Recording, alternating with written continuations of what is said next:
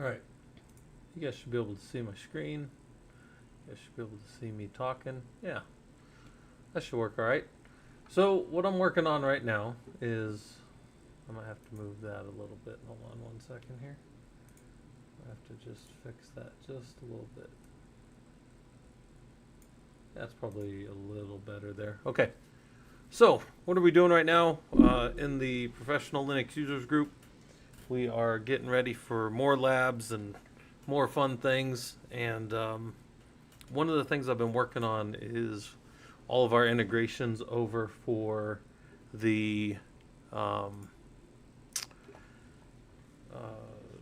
just you guys being able to chat and send things over. So currently we have multiple integrations, but I'm doing the next one, which I'm doing kind of for fun, is, let me set this one up. This one's actually already done, but it's the challenge. So I'm going to see challenge answer, and then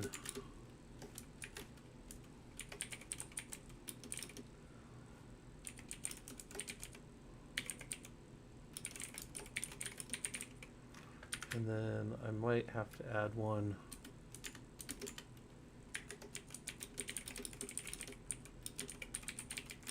Let's try that. Let's see if that'll fit on the screen. File, save. Yeah. See if that will fit on the screen. Those all look like they're going. Doesn't look like we're running out of space. Yep, problem to ask Linux for all the way to. We stopped at problem to ask. All right, so there's a like a word limit on that. I need to check on that real quick. Whoops, we'll just leave this up. There we go. Both sides over here, and let's see if I can figure this out while we're sitting here. If you guys have any questions about Linux or want to know about the group, feel free to let me know. I'm just kind of hanging out and working on these things as I kind of go. So, problem to ask. Well, that's actually a funny way to loop because it's problem to ask Discord, and then the word is Discord that it loops to, but that's not what I want. So I need to see if I can change that ticker up a little bit. No.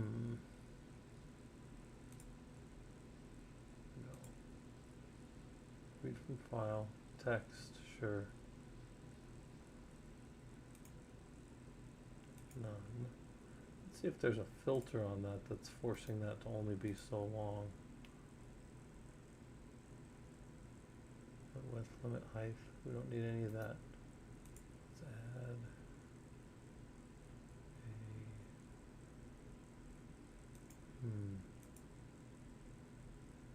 Nah, there's nothing that can fix that. Alright, well, I guess I'll leave it. Guess I'll leave it be.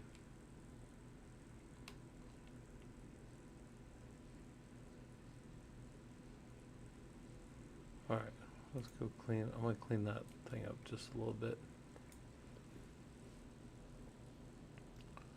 Let's say command for list of commands. Let's just do that. Save that. Answer.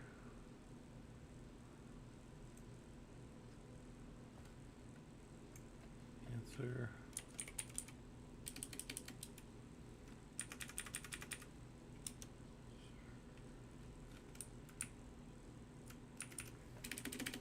Answer can set challenge, or challenge sets challenge. Answer prompts Linux.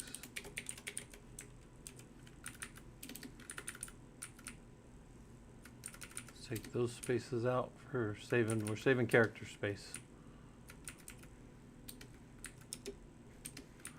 Maybe that'll work. Let's see.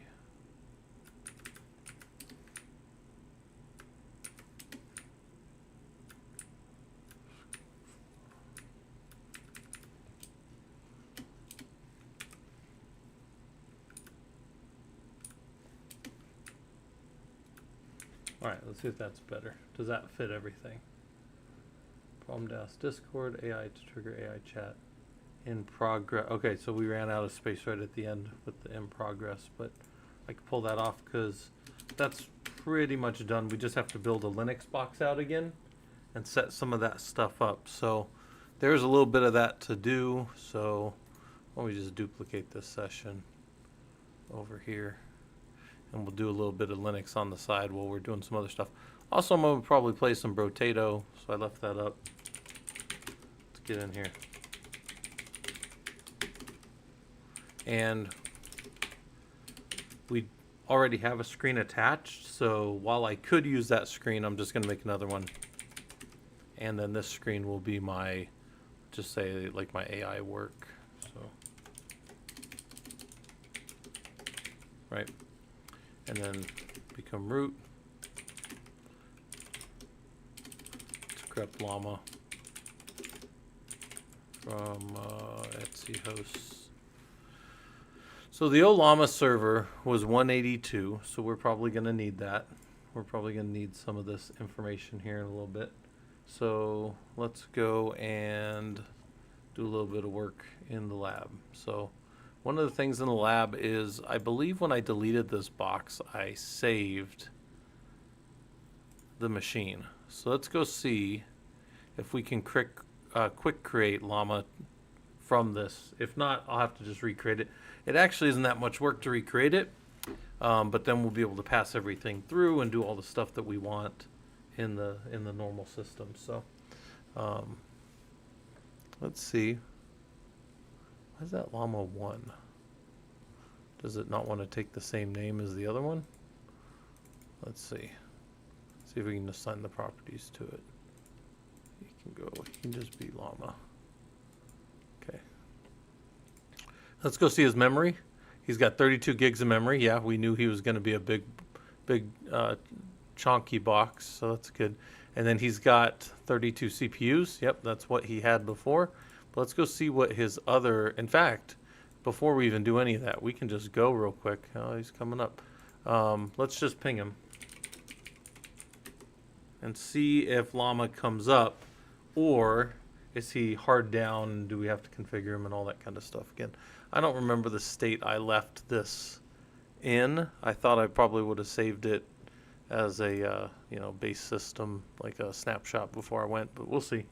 I didn't even remember turning it off when I got in here. So yeah, there we go. That's me kind of not remembering things that I've done in the lab. So I thought I still had the box up, and I was just going to turn on the function for AI, and then you guys would be able to ask questions to that as well, on top of the normal stuff that you guys can kind of ask or do or trigger or whatever.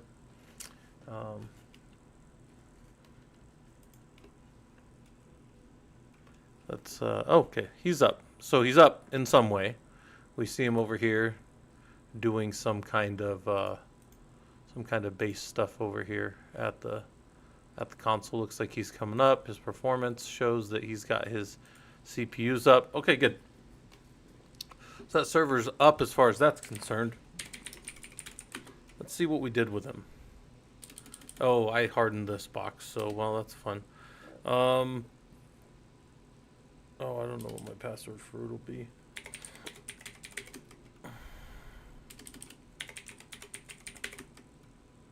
Okay.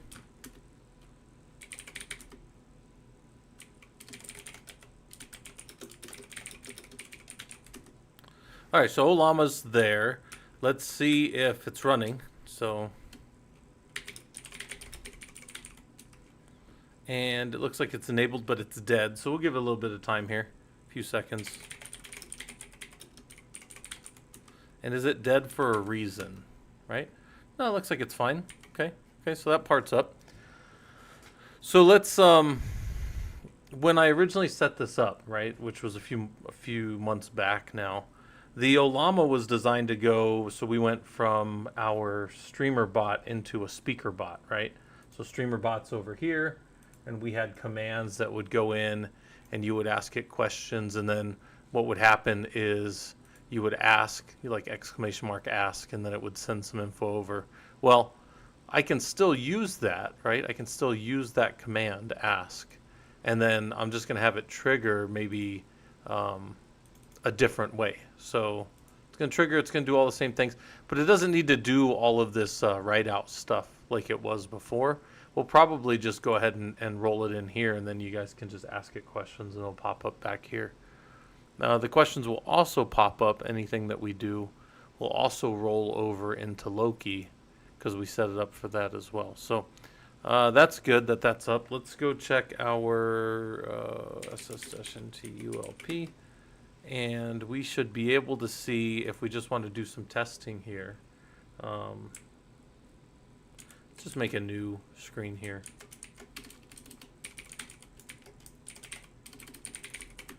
To Llama setup.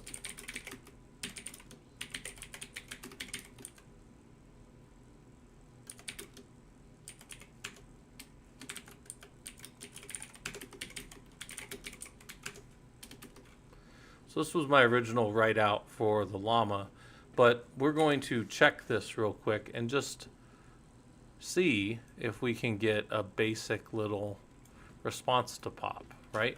And our basic little question is going to look like this. Oh, we might have to curl. Yeah. Let's grab that. Let's throw it in a notepad real quick, right? So get our notepad plus up. Boom. Make sure it's all, see, it's not on one line. See, that's always annoying. Keep it on one line. We're going to prompt it with our own little fake question here. Our own little fake question will just be, what is best in life? Let's just see what this does. Does it go over there? Does it send? Does it come back? What does it do to our little Olama box here, who's probably now he'll go under pretty high load as that question's asked of him. The server will spin up kind of high CPU because we don't have GPU in the environment yet. So until I get GPU in the environment, we're just running them on 32 cores of CPU. We're just going to don't have personal preferences or emotions. Therefore, cannot have a best-in-life concept. However, based on the experience of those around me, there may think, yeah. So that's kind of fun. And then one of our answers back here, right? So I don't know if anybody minds doing like an answer. I'll do it. Answer.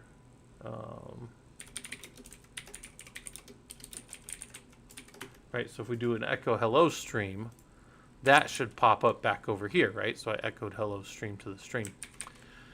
For this to work, we're going to have to watch both of those. So we're going to have to modify how our script works that, because I can be over here sending things, or I can be over here sending things. And here's my stream answers. But if I also spin this up here for a second, I should also now have, let's give it a second here. I thought that I had, let's go look at the llama setup again. And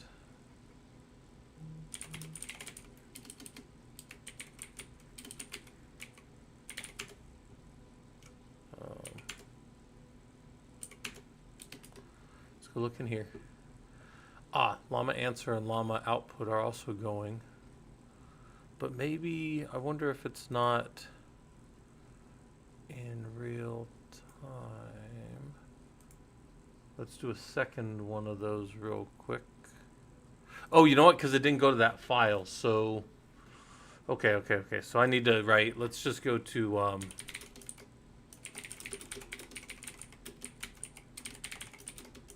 and throw that into data stream.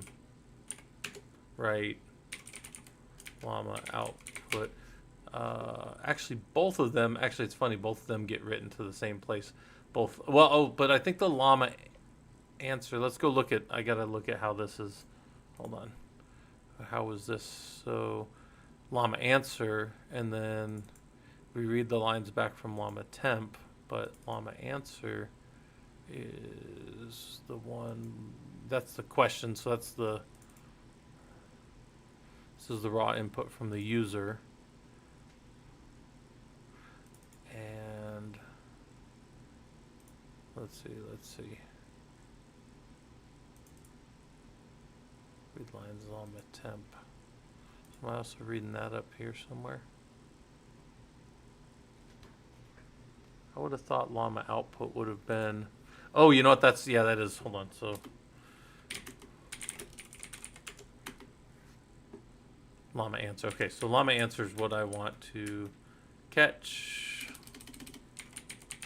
And if this were to work, then theoretically over here we should have llama answer. Yeah. So there's streamer answers and there's llama answers.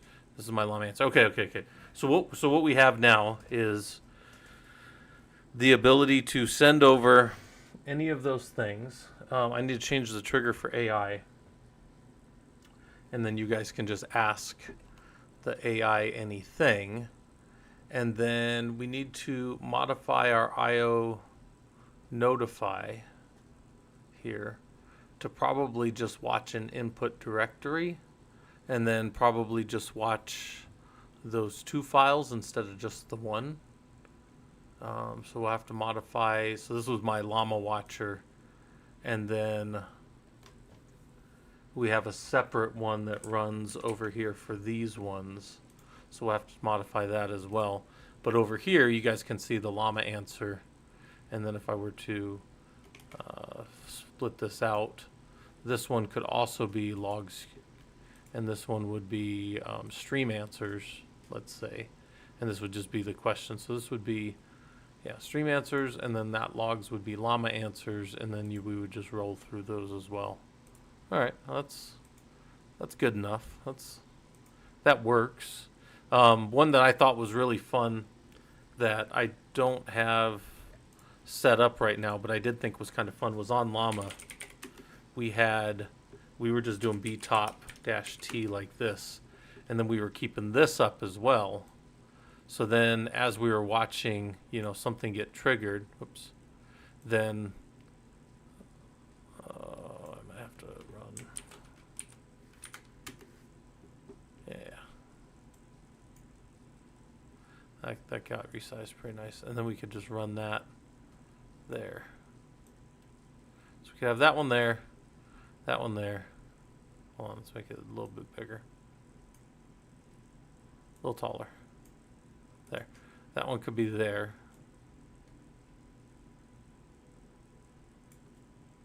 And I guess just for now, just for simplicity's sake, I could just have the llama one running in yet another window if I wanted. And I could just make this smaller. Put this down here like this. This doesn't need to be a particularly big. Just do a new session, duplicate session, that's fine. That looks about right. We'd come over here, just make this a new screen. Right.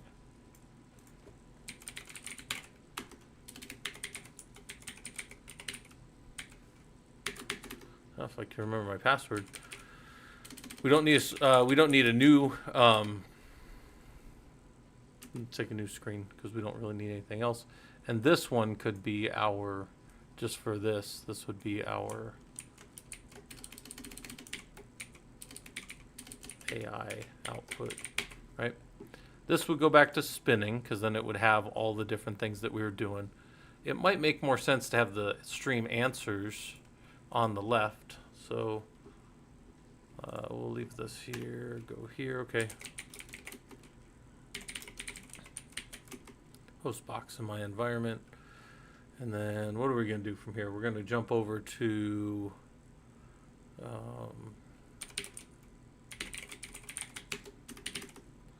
and we could run, I think technically I could just modify that. Yeah.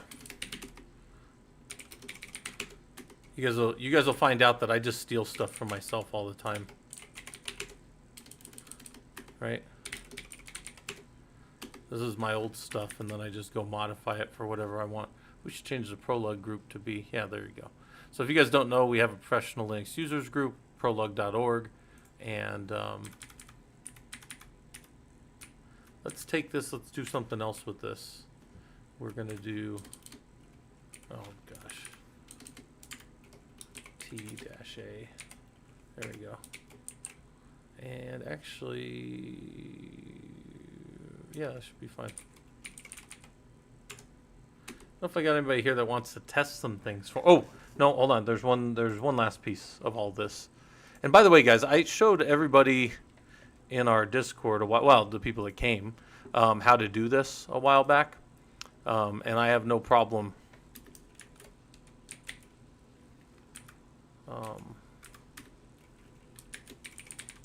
I have no problem showing this again sometime. I know there were some people that were kind of interested in what I was doing and how I was doing it and that kind of stuff. So I kind of showed the guys down our Discord how all this setup works. We kind of went through everything. I try to be as candid as possible with everybody about this stuff because I do think there's some value for people who want to get into this.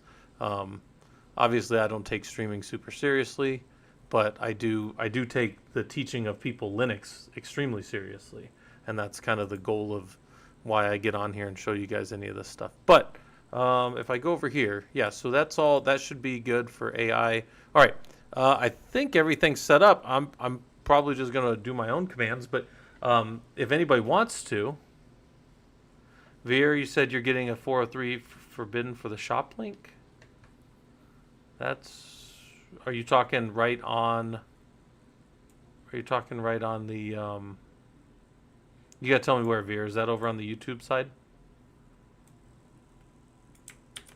You said the shop link, like this one? That's a forbidden? That shouldn't be. I can see the shop right now. Is there a different one, Veer? I apologize. I just grabbed that right out of the thing. But guys, I'm gonna do some stuff.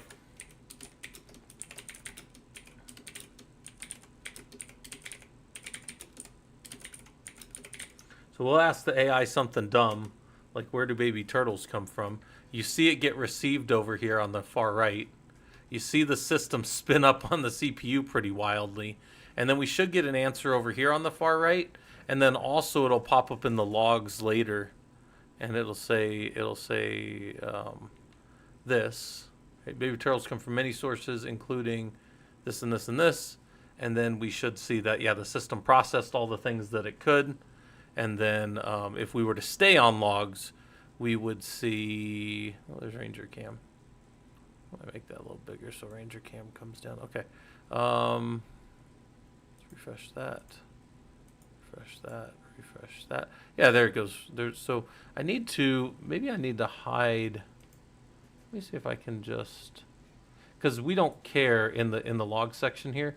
We don't care that this one's visible. So we might go in here and edit. Oh, actually, hold on. Wait, I think I had it right there. I think I can say, don't, oops, hold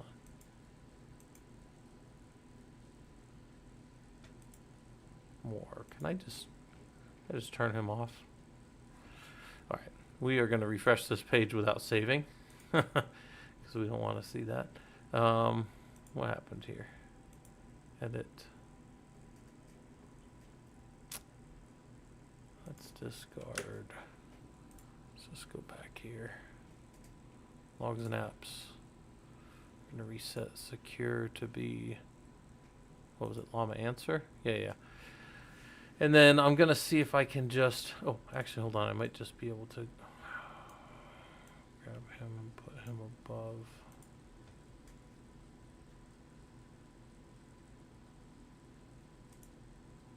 What's his panel base on? All right, well, let's go inspect his panel options. Maybe we can put the data above the alert thresholds, bars. We got all that stuff. Null values. Hover tooltip, series override. Got our axes. Got a legend, values, hide. Wait. don't want to hide anything. Thresholds, time regions, standard options, that's fine. All right, I might not need to change any of that. All right, nobody's got any AI questions you guys want to ask? See what the AI comes up with. Also, I might restack these because this. Yeah, that's fine. That's fine. I just think that I don't care about any of that. That looks better. I think that actually looks better. Because then, like, I don't really care about any of the other stuff. All right, so anyway, so we got all those things that you guys can do and or ask if you wanted to. And then actually, well, that'll look weird when if we rotate through, so maybe I can't do that one.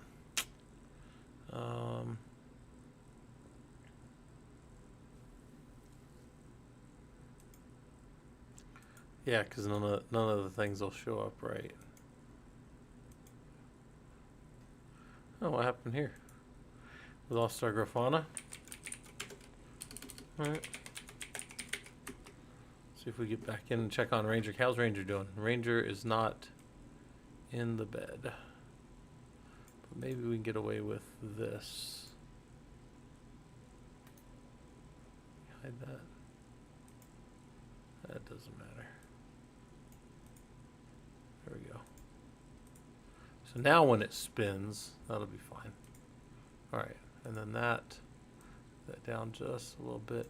Oh, this one needs to be back here, so then it's any questions. So if there's any questions or anything that comes up as far as like, oh, this terminal got too small. That's on me. Okay, so now if there's any, like if I were to say, what's a pluggable authentication module and where's it kept, you guys could echo those values into the system here, and they would theoretically pop up. And we would be able to see those answers actually go into a Linux system. So that's kind of where we're at right now. That's kind of where I've got this. So if anybody wants to do any of that, you can. I might just sit here and play Brotato while I wait. I think the wife's bringing me something. But yeah, if you guys want to do any of those things, you can. If you got any questions about Linux you want to know about, let me know. I'm trying to finish the last couple guys on this game. I never got around to finishing them. So now that's what I'm doing. Playing video games and hang out with you guys. So if you guys have Linux questions or want to know about, you know, what's going on, what I think's going on with, you know, the industry and that kind of stuff, what skills I think you need to have to be in this space, let me know. More laser guns. And even more laser guns. That's what we want, more laser guns. They take a long time to fire though, that's for sure. They're one of the slowest guns, but they hit pretty hard, so they're a good one for a character where you want to build up and be able to save money later on, which is what we want to do with this guy. Take ranged and harvesting.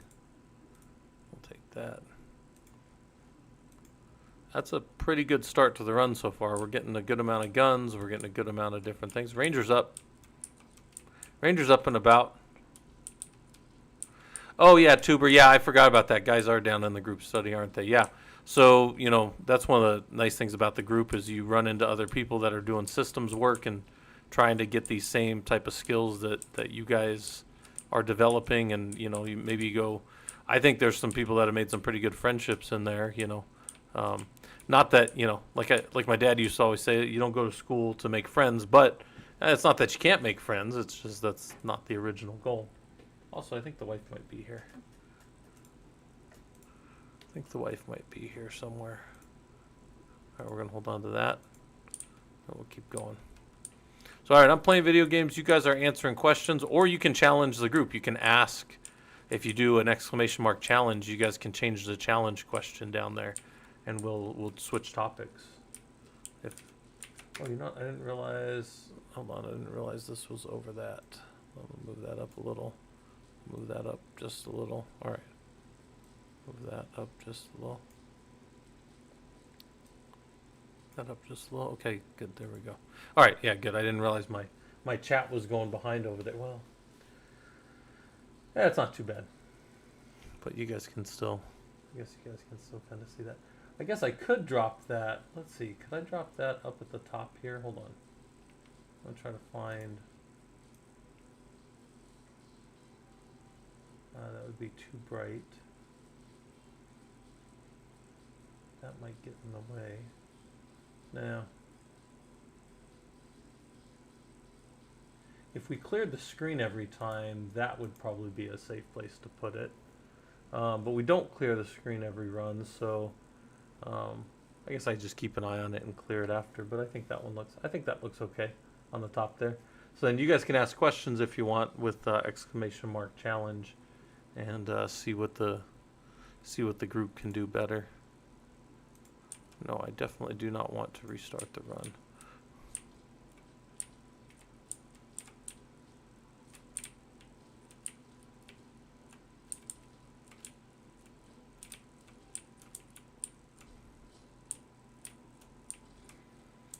Also, are we stuck on Ranger Camp? No, okay, it's moving.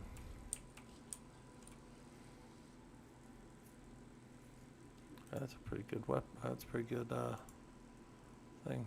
Take more hit points. I'll take more armor. Take another laser gun.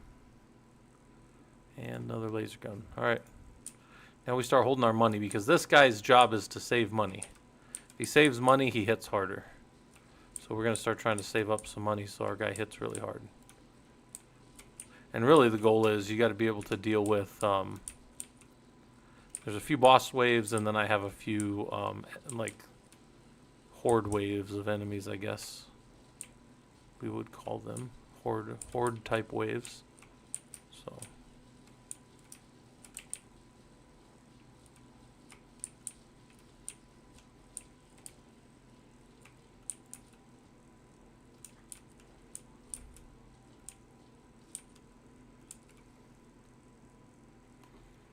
nice. Nice, Tuber. Yeah. Yeah, if people are solving stuff and figuring stuff out, that's the big wins of the group, right? All right, I'm going to leave those 2 items, and I'm going to let... So what happens is this character's got a thing called a piggy bank. It's this item, and he starts with it. And since he has that, you get, I think it's like 10 or 15%, I don't know, maybe it's 20% of your... Yeah, so 20% of the materials that you save at the end of a wave after the shop, you get to... you get interest on them, right? So this character doesn't have any other real good benefits except he hits harder the more money you have, and then everything costs twice as much. So really you got to just save up and then kind of get a little bankroll going where you start making a whole bunch of money from interest. That's kind of the goal of this character. Oops, don't want to get killed like that. That's kind of the goal. So that's what I'm doing. I did not get as many of the little things this time as I would have liked. Let's take damage. We're gonna hold everything. Our guy's doing enough damage. He's fast enough. He's killing everything. So we're just going to keep rolling. Basically, it's like I'm already up to 517 of the little materials, which are, you know, money, whatever you want to call it in the game. So now I can sit around here and just keep soaking up. By the way, you guys could, if you wanted to, anybody that's hanging out, you could do !AI, and it would, or !llama, and it would tell you, like you could ask that question of where do the pluggable authentication modules get stored. You could probably ask what they are too, and it would probably tell you as best it could. Hold on a second. That needs to be over. And then... yeah. Probably right about there. Okay. Yeah, there's the information about the turtles that I asked last. But, alright. We're back. Okay. Take some more armor. We want attack speed as much as possible. And we're saving up pretty well, so I'll go ahead and grab these 2 things and then just save my money. So we just got 100 material because we didn't, so it bought one of those 2 items basically for us. And if we just keep saving up, he'll hit really, really hard. So that's what I'm doing. Playing video games, waiting for the wife. The wife's getting home and then she's going to have dinner, so I would go, but it's one of her girlfriends and I think they're just doing like a girls thing, so I will hang out here. You don't have to trick me to make me stay home and play on my computers. I'm okay with that. And Ranger's up and about.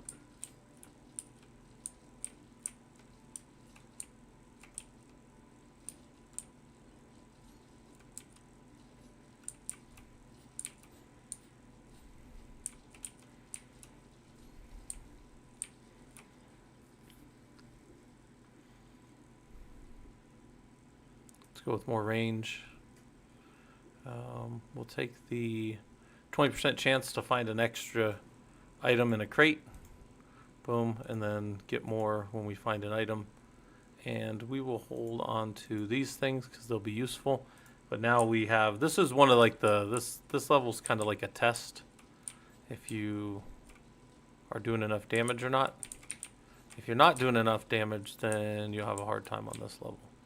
But we are doing okay damage. We're not doing great damage, but we could be shooting a little faster, that's for sure.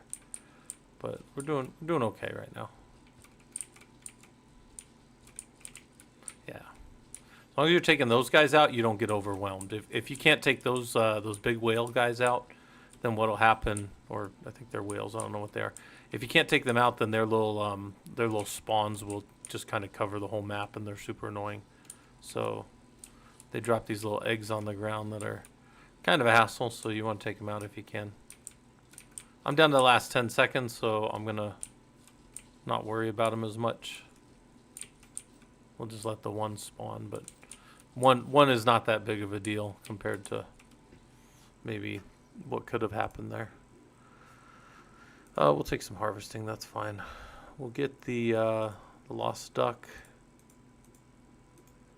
and take more hit points, that's fine. I'll also take the regen and the treasure map, and then we'll hold our money because then that pretty much pays for it, which is kind of nice. When you're getting 200, kind of a nice little bump. Plus this character hits harder the more money he has. Every so many he gets another +1% of damage, so the only trade-off is the gun we're using. The guns we're using are the slowest damn shooting guns around. So we do. Oh, we gotta watch out for those guys. So the goal is to survive.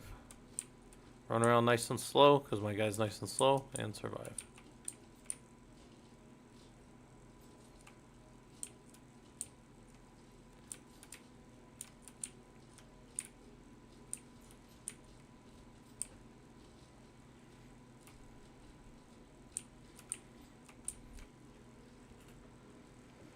Alright, we want, we'll take more damage.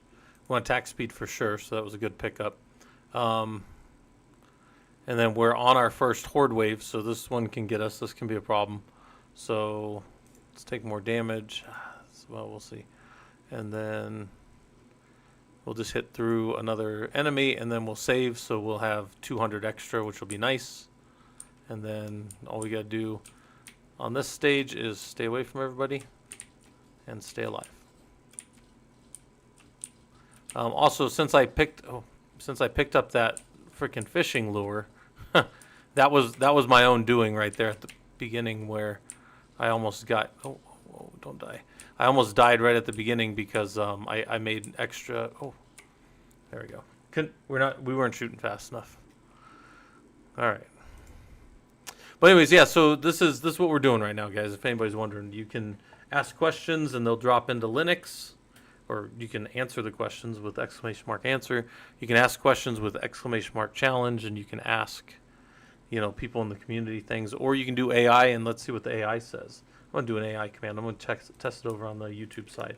So AI, and then so exclamation mark AI, and then say, what are the pluggable? So what are the PAM modules in Linux? And now we're going to see it over there, and we're going to see it chew through. We're going to watch the CPU shoot up on that box. That's funny. And then we'll watch that roll out. I wonder if I can, is there a dark mode for, do you guys know, is there a dark mode for, let's see, hold on. I don't think there's a dark mode for the top of this. Figure the appearance of putty. Colors, but I don't see. Ah, well.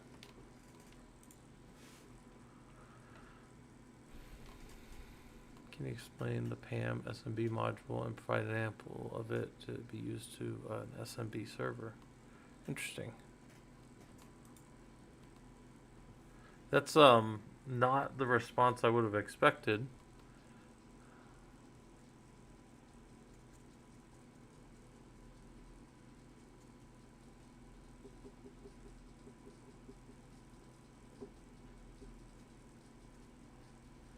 Huh. That's interesting. So that was the output.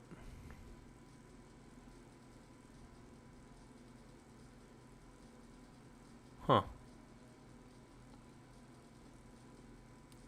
Doesn't seem like that excuse me. Sounds like that asked us a question instead of giving us an answer.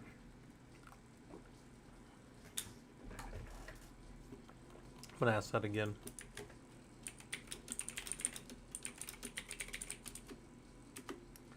I'm going to ask it, what are PAM modules? We see the CPU immediately shoot up, and then we see that it's running. I could also hide that running. That's not that big of a deal. I guess I don't mind that we see it running there. It's good to see. We see it chewing through over on the left, and then we should get a response back on the API call on the right. Because we're just hitting llama over an API call, right? That's all we're doing. Nothing crazy. In fact, we're using curl to make that call. Pass that question over. Here's what it says down here. Give us a big old answer on PAM. It is for system authentication. Yep. On Unix-like systems, that's true. Allows developers to create custom authentication methods. It does allow that. And they never have to interact with the actual Linux box. They can just say, hey, I've got this, password hash that somebody's given us. Can you check it? And then they'll go check it against the hash they have and say, yes, that is the correct hash for this user. Therefore, you can be that, you can do whatever functions that user or application or whatever has on the system. So I think all in all, that's a pretty good little setup. Yeah. Give a little bit about. Yep, there's multiple different modules, and then you can either set up.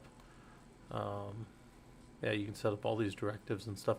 There's a really good write-up on how to use PAM modules in the Rocky.org. In their system stuff, they have a really good write-up of just what's going on with PAM and that kind of stuff.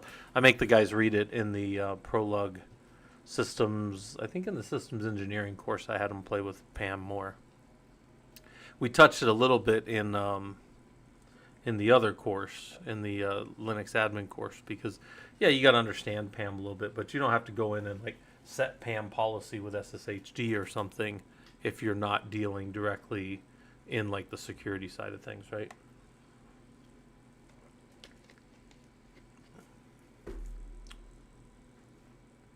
There's Ranger down there, just being Ranger dog. He's got his toys thrown everywhere that he never chews on.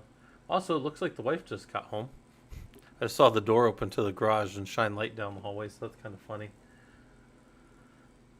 So apparently the wife's home, so that's nice.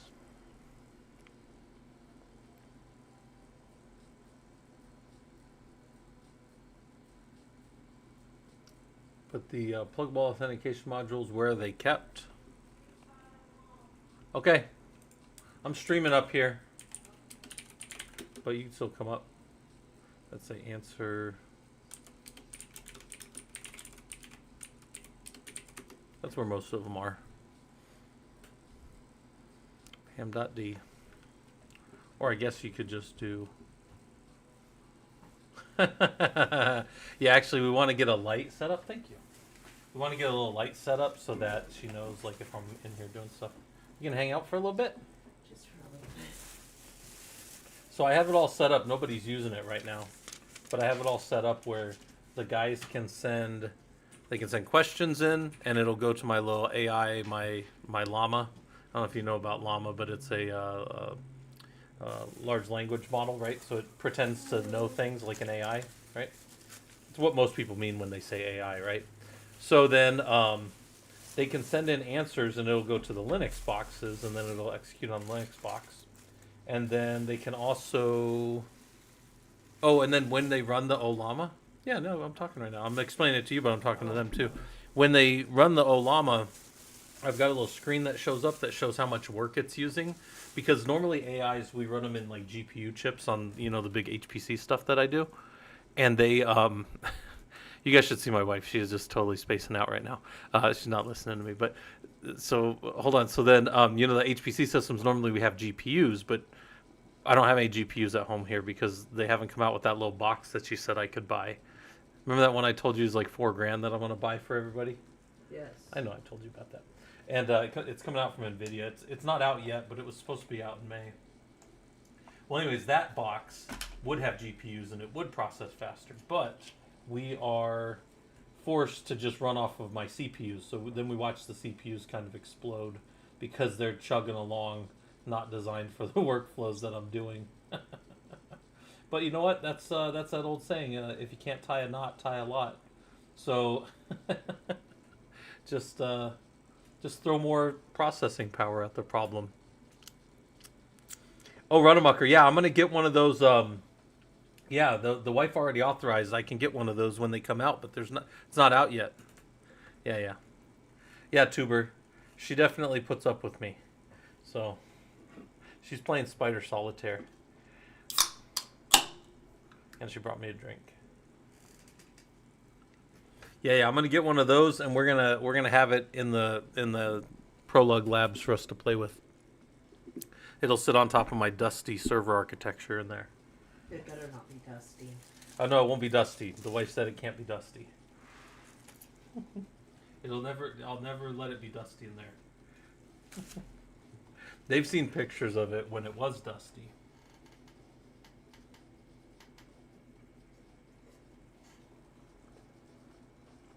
Yeah, you're right. It's the digits. Yeah. Oh, there's this guy. Where is it? It's this little guy. And they call it a little desktop unit, but I'm definitely going to be throwing it on the top. I don't want to see any of that. I'm going to be just throwing it on top of my server rack, probably. This little guy. It's still Blackwell under the hood, I guess, but... Yeah, so we'll be doing that as part of it. So...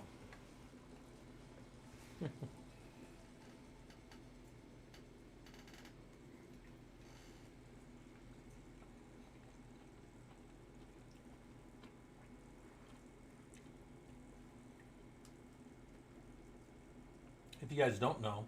Oh, by the way, if you guys don't want to do exclamation mark, ask, or challenge, or any of those things, you can just ask me questions for the wife while she's sitting here and she'll answer.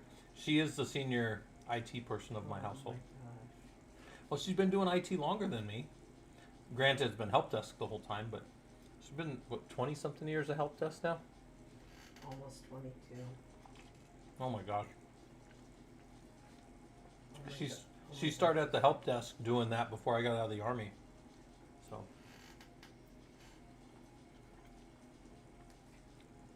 And with the same company. True. Mm-hmm. True story.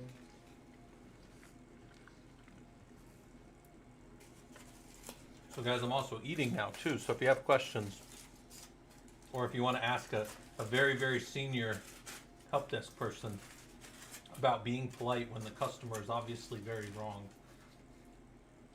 The customer being a teacher who doesn't know how to put You in just their put them password. on hold. Yeah, she just puts them on hold. That's the most important thing. Let them sit through the wait music for a while.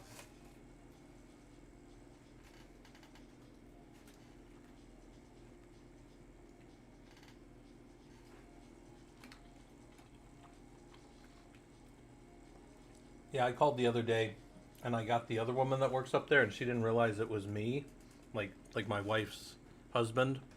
So I got stuck in this hole of until I just hung up. Of That waiting was, for her. I was actually helping someone. She was being helpful. It doesn't happen very often. Probably more than you think. And guys, she has Active Directory rights, so she's like a full on. That's like a real admin. I mean, not a Linux admin, but still an admin. That's a much more important admin. Mm-hmm. And you've been mounting all of the, like she gets to do all these cool side quests, guys. She goes to work, and then like they're doing all the wireless access points for all the schools. What you guys have like 40 something schools now. Yes, 43. And she's been going out and doing wireless access points at all the different schools. Now they already did the wireless site surveys. I imagine, so they know where to put them. But They're already mounted. We're just swapping them out. she's swapping them out, which is super funny to me because this school district about 10 years ago or so, there was somebody working there and he stole a whole bunch of them and sold them on Craigslist. And he went to jail. Or he went, eBay. And he went to, he ended up going to prison for like 6 or 7 years. I think he got out. Yes, he's out now. He's out and they won't hire him back, but that's not surprising. He's probably a career criminal now.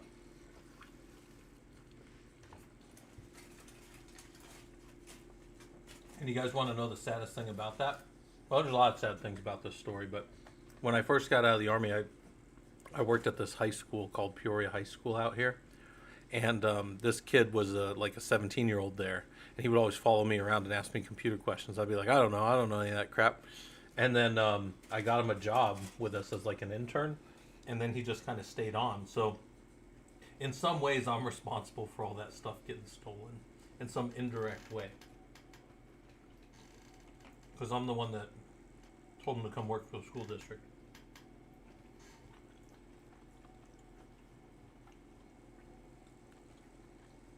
Very, very indirect way. Let me emphasize here.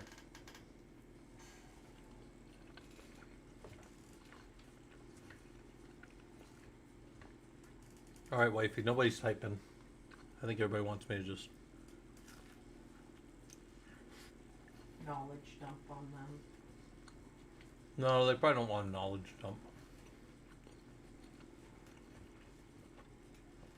That's what my college students get, but they have no, like, my college students have no choice but to listen to me. People that are hanging out here want to listen to me, at least kind of. I just feel like we have all these games to play, but nobody's playing them. We're going to set all this stuff up.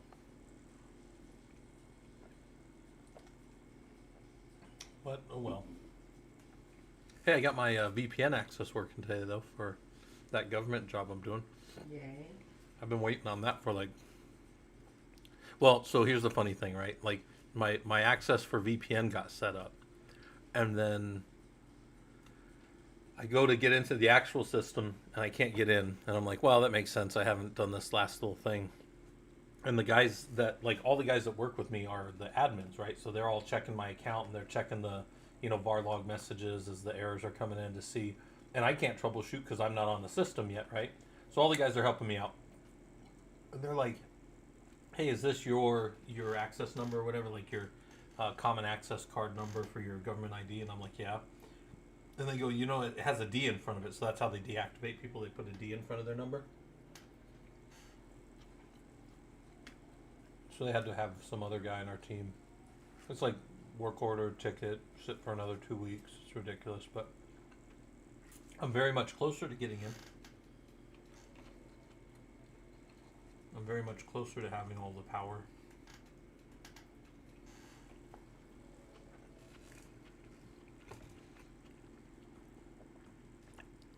But these guys have worked with me. They know once I get into the system, it's all just going to work for everybody.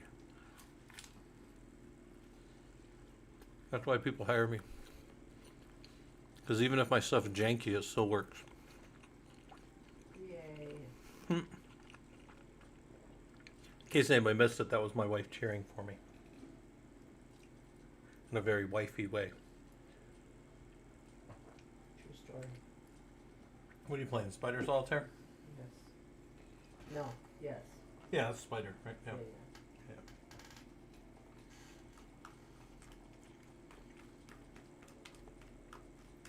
So we got Spider. We got Klondike. Does anybody know what the other common name of I should have not. I should have said Spider and Free Cell. Whatever, it doesn't matter anymore. I was going to ask if anybody knew what the very common, popular solitaire name was, and that's Klondike. But now everybody knows. Because I was too busy eating my food and I showed my hand.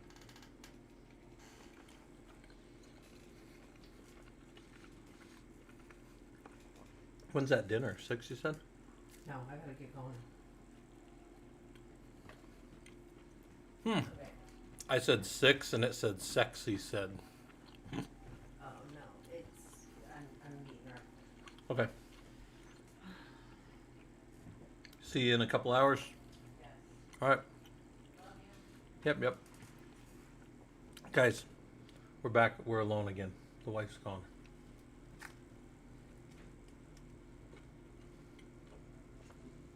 She's wandering out of here. Probably wandering right down there by Ranger here in a minute.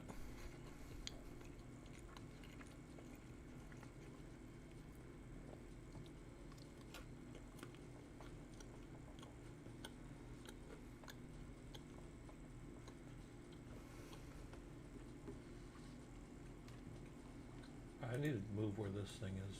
Whoops, not that. Move that.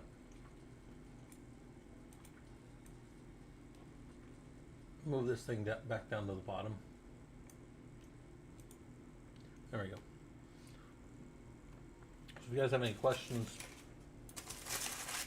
anything you want to ask, you can do it. And it's all automated.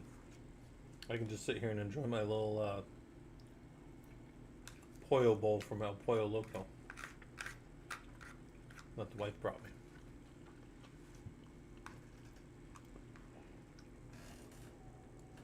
Said, what's the tiling manager? Are you saying the thing that's moving through all the like the Chrome browsers, the Chrome extension? Is that what you want? Yeah. Hold on. So I use a thing called Revolver Tabs. It's free, but it's it's no longer being supported, right? But I still think it's excellent, so I just keep it running. But it's called Revolver Tabs. You can download it from their Chrome, whatever. I've put this in data centers all over the country. I can't say all over the world for that one, but all over the country I put this. I'll get a big 65-inch TV up on a wall or something. Make the customer go buy a big TV, and then we'll put this up, and then we'll just revolve through a bunch of monitors, and then we can just monitor whatever we want to see in an environment. Yeah, so I just use Revolver Tabs. I think there's a couple of other ones that are similar, but I don't think any of the other ones are being supported. So the setup of it's super easy too, by the way. Let's turn it off, and then let's go look at the options for it. It'll automatically find tabs. So there's all our tabs. And then you can come in here and customize them. So I'm like, I want them to look at Ranger Cam for a little bit longer. So we could make Ranger Cam like 20 seconds, so we can hang out on Ranger longer. And if it's like stale data or like an API call or something, we could reload. So if you had somebody just writing something and then like sharing like a flat, maybe they're doing like a node exporter or something like a Prometheus type exporter, but you just want to scrape it to see that the node's healthy or something, you can also reload the page. So if I wanted to reload prolog.org every time, I would just do this. So this thing's got like, it's got some pretty good power to it, like what it's capable of doing. Like maybe you want it to always scroll up to the top of the page at the end or something. No, this only controls. No. This only controls Chrome. If you're talking about like what's going on in these are just PuTTY terminal windows. And then back here, the other one that people always want to know is this. This is just closed captioning in my PowerPoint. So I just have closed captioning on my PowerPoint running in the background, and it runs that for me.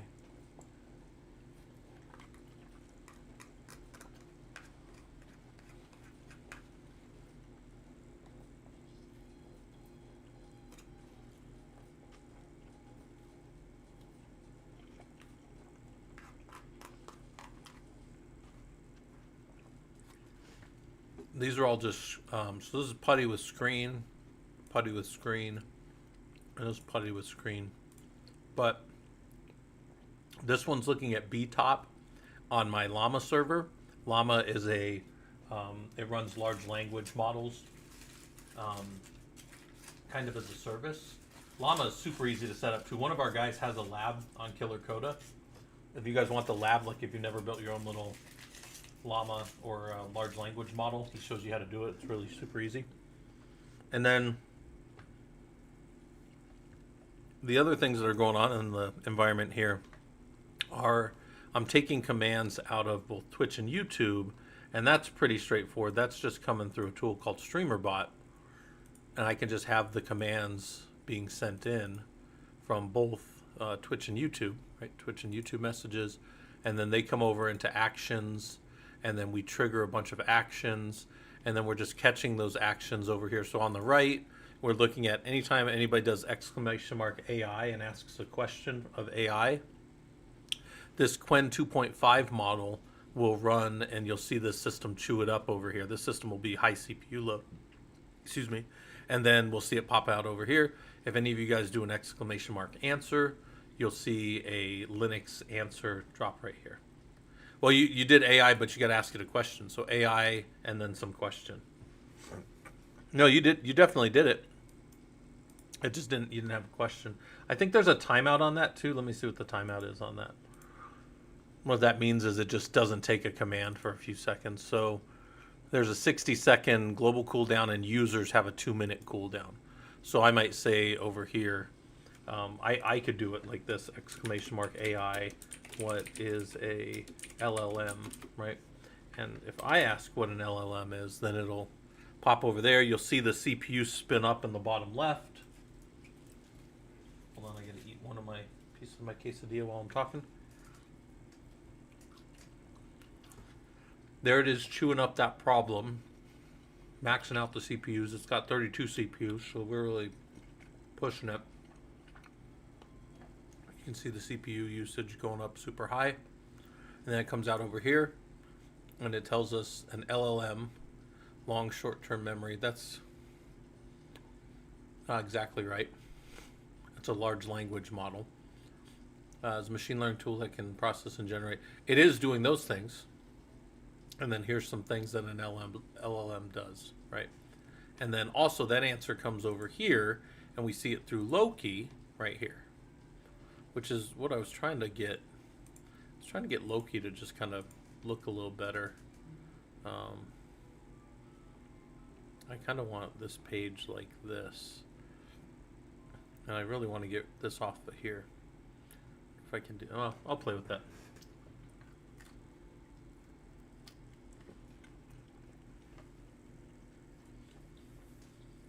And then we see the processing go away over here. And the system goes back to chilling.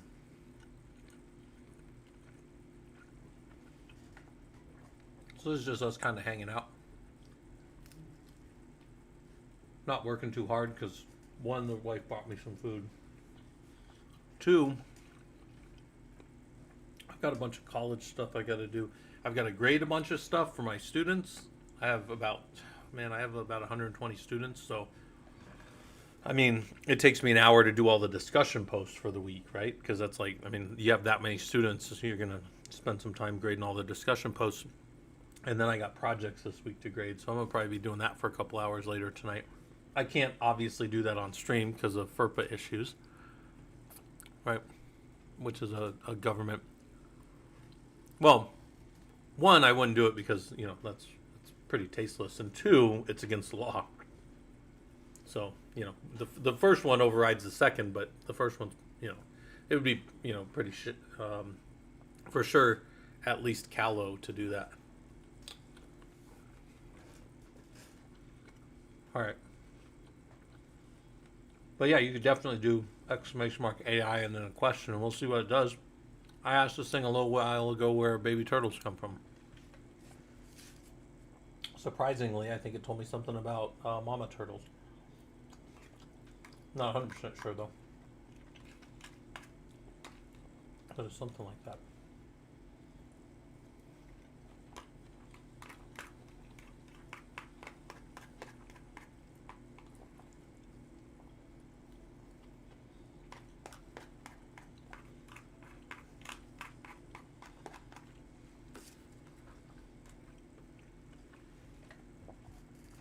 Also, I've only been to Hawaii one time. It was last year. And at our little place we stayed, we were over in by Lahaina in Maui. I was there for work, right? And the wife came with me just to hang out. And there was a little sea turtle that crawled up. I say little, but it was, you know, probably like 4 feet long. And it hung out on the beach for a little bit. It had like a nest, and then it just kind of hung out for like a couple of days on the beach with everybody. I mean, nobody went near it, but I think people were pretty respectful of that. But it was kind of cool that it was up there.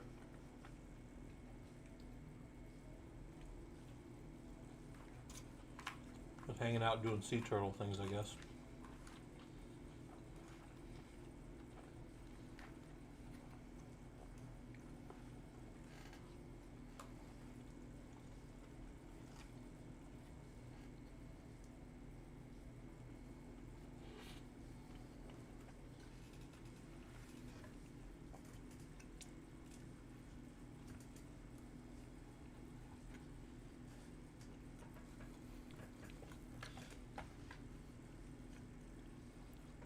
I do need to look for when that spark is going to come out.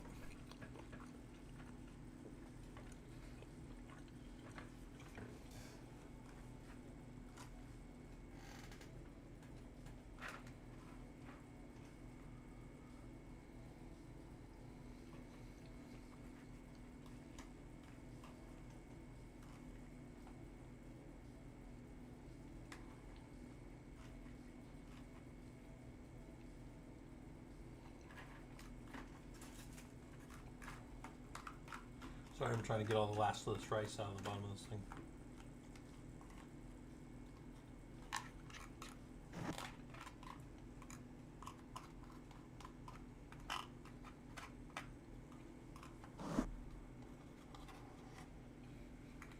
Very important.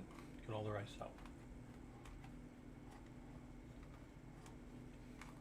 Alright, I got most of it.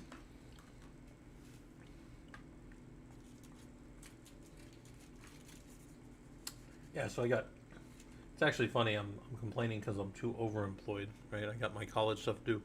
I have a work for a project that I'm going to do here in a little bit for a different, actually, it's a non-government system.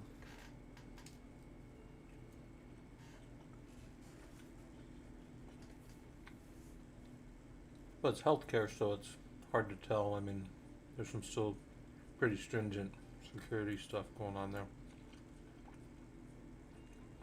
Which, by the way, I do a lot of security, and we have a Linux security engineering course.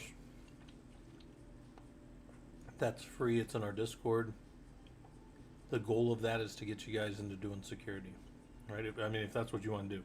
I think everybody wants to do security, like everybody wants to be hacker man, but then sometimes when you guys see how just brutally tedious it is, some security stuff. I mean, I'll show you guys this. I'll pop something up on the screen if you guys want to see something that's just.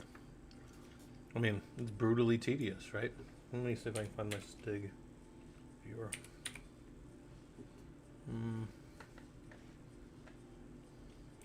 Let's open the file folder for it.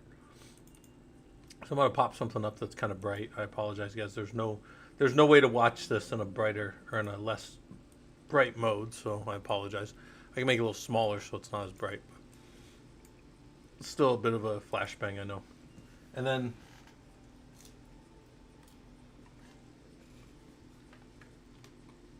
let's say for this weekend, one of the projects I have, well, I'm working on it now, but is to secure some Red Hat Enterprise Linux 8. So here are the STIGs for RHEL 8 from January 30th, 2025. Now, interestingly enough, I don't have the new STIGs. I don't know why I don't.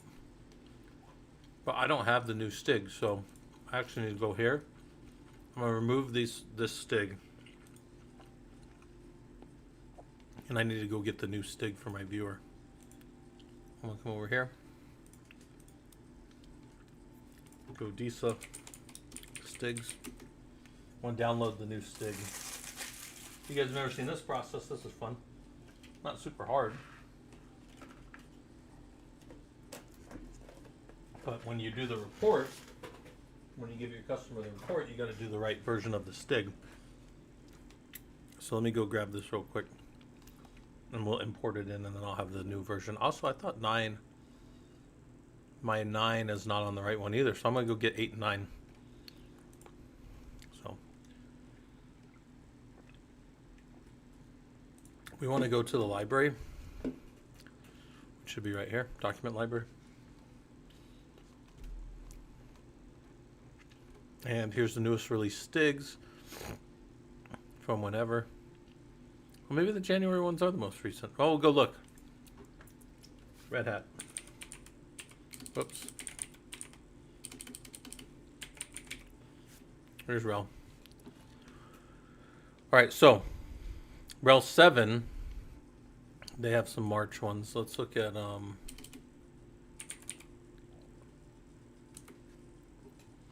Yep. So here's the new one for 8.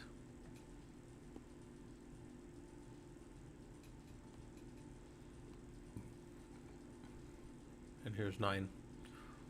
So we'll take this one, download it. We'll take this one here and download it. You might say, why aren't you grabbing these other ones for Enterprise Linux? You know, well, that's because it's Ansible or Chef and the SCAP benchmarks. So if you wanted to have these other benchmarks that are already set up, you could use those. And I do use those sometimes, but not for this. So let's get rid of these highlighted STIGs because they're old. And as soon as those are done downloading, which I think they are, we're going to import the STIGs. And here's the 2 new STIGs. And then now my RHEL 8 is from March. April 2nd. That's perfect. That's what I want. And then here. So now I go here and I make a new checklist from the STIGs, and then I should be on RHEL 8. Yep. And there are 368, so there's one more than there was on the other one. You guys see that?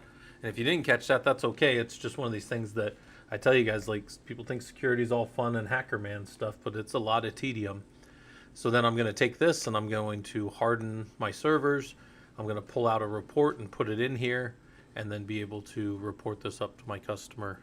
Well, my company's customer, right? I try to treat my customers like they're, like they're as important as anybody else, right?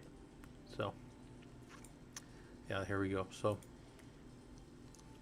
all the different STIGs that you need to follow, and we can group them, and we can filter them, and we can do all kinds of stuff. Subox, how's it going? We are talking about systems a little bit, and I have some systems in place here for you guys to play with. Really what's going on is anybody can put in, you can do ! challenge to modify the challenge. You could do,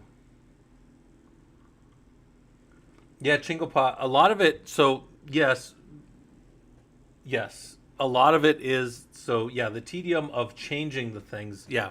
Actually, let me show. I'll show you guys this real quick. So that's a good point. So we can automate the fixing, right? And we can automate a lot of the pulling of the reporting out, right? But of this 368, when you go to fix it, you let's say you fixed all 368 and you got a perfect Stig score. Well, that's going to break everything. So then you need to back off and well, what do you do? 340? Well, I don't know. Which ones are acceptable, right? So there's a little bit of a dance there, but I've got that part down pretty well. Like I know what breaks in my containerized werewolf environment pretty well, right? And then you pull out a report, and the report checks about, let's say 200, maybe 280 of these. So then you've still got another 80 that you got to go manually check. So yeah, we do automate a lot of it. Yeah, in fact, actually, what I was saying right there was that Ansible. So, God damn it, these Stigs. Like if we just looked at like, I don't know.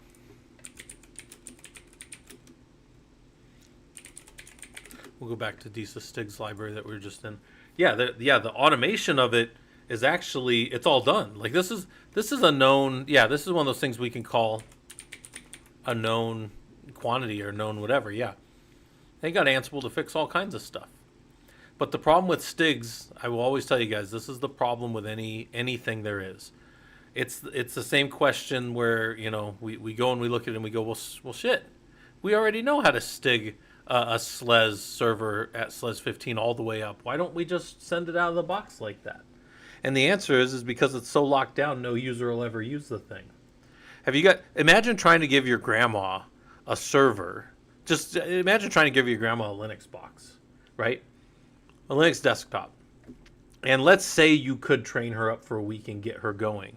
But then you locked it down and now nothing works anymore. I don't think most people would ever do that. So anyways, my answer to that question is, yeah, there's all kinds of automation. There's all kinds of things that are well known and well defined to do that. I just think that the tedium of changing the minutia and like, think of it as like sweeping. It's easy to sweep a big room, guys. Like if you've ever swept a big room before in your life, like, right? I mean, like you just go sweep the big room out. It's really hard to sweep all the way into the corners of that big room and make that room like really clean. So anyways, yeah, automation's great for wide swaths of this, what I call painting with a wide brush, but it doesn't get you all the way there. There's still hours of tedium on most of these, especially with projects with multiple different types of systems. Ugh, some of that can be brutal. Like I have, let's see, HPC in,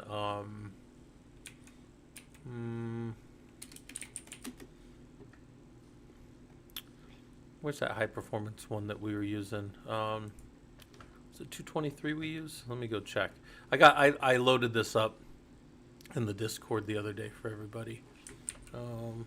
There's an image on one of these that are on page.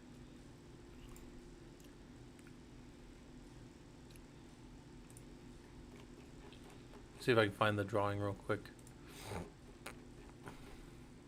That's node sanitation when you're all done. Nope. They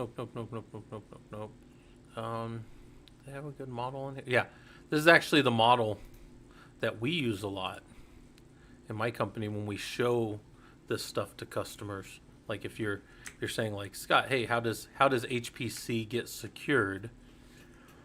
And this is kind of the way that we do it right here. So this stigging component of it is actually only on the compute nodes, on the storage nodes, and then on each of these different types of either login, transfer, or web portal nodes for specific applications, and then all the other things that happen underneath. So the point is, like, that stigging thing I'm doing, I'm not just doing it once, I'm doing it multiple times against different nodes. All of these nodes, if they touch a government system, have to have SE Linux on and, like, more hardening. To bread, yeah, SAN security, yeah. Any type of security is always... it's fun, right? Like, I'm not telling you guys it's not fun. I'm just telling you it's a lot of work.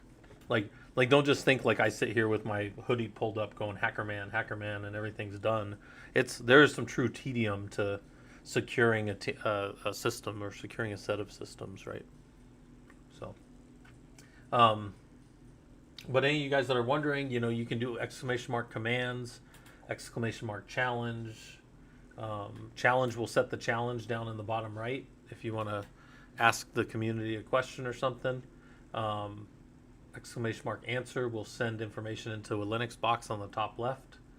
Exclamation mark AI will trigger the AI chat.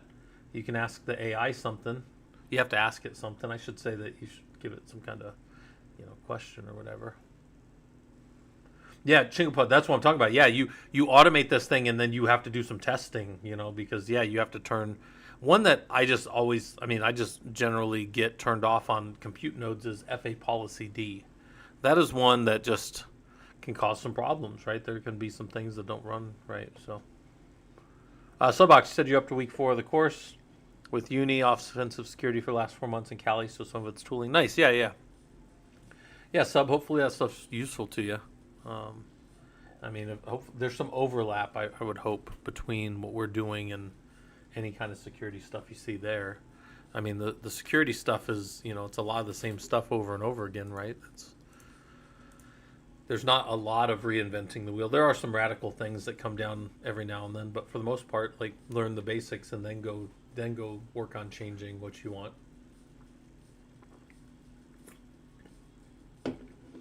So, but yeah, for the most part, we're just hanging out.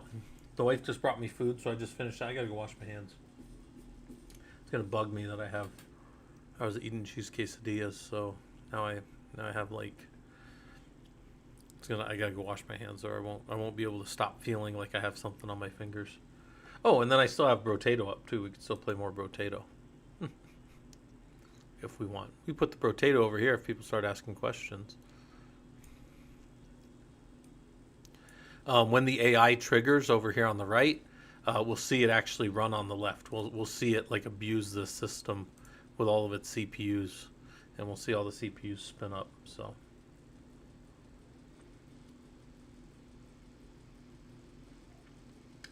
I could make that AI, if nobody asks anything, it could just ask it a random question.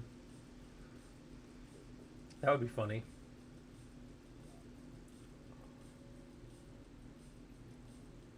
Let me fix that because I think that is confusing for people.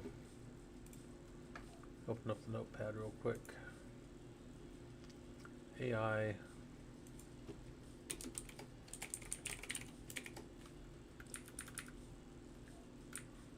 AI. That might fit. Let's see if that fits. To trigger AI. Yeah. And I'm using a font that doesn't have a great I because it's a sans serif font. It's also mono space as well. So maybe I'm not using monospace there now that I look at that. No, it's not monospace, but it's also sans serif, so you can't see that is an I, and I think somebody earlier put in an L because they weren't sure. But that is definitely AI or LLM. We'll do it. Exclamation mark llama. We'll do it as well. I should probably put LLM. Hold on.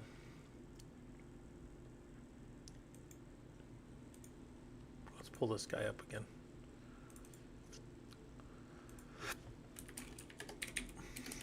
Exclamation mark LLM. There you go. So AI, llama, or LLM. Either one of those three will trigger that. If anybody wants to ask the AI a question. And I mean, the AI, we'll watch it chew through some stuff. Sometimes you'll see if it just like gives up on a question if you ask it weird stuff.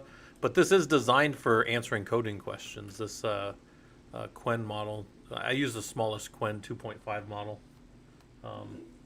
When we get some GPUs, we can ask it some bigger stuff.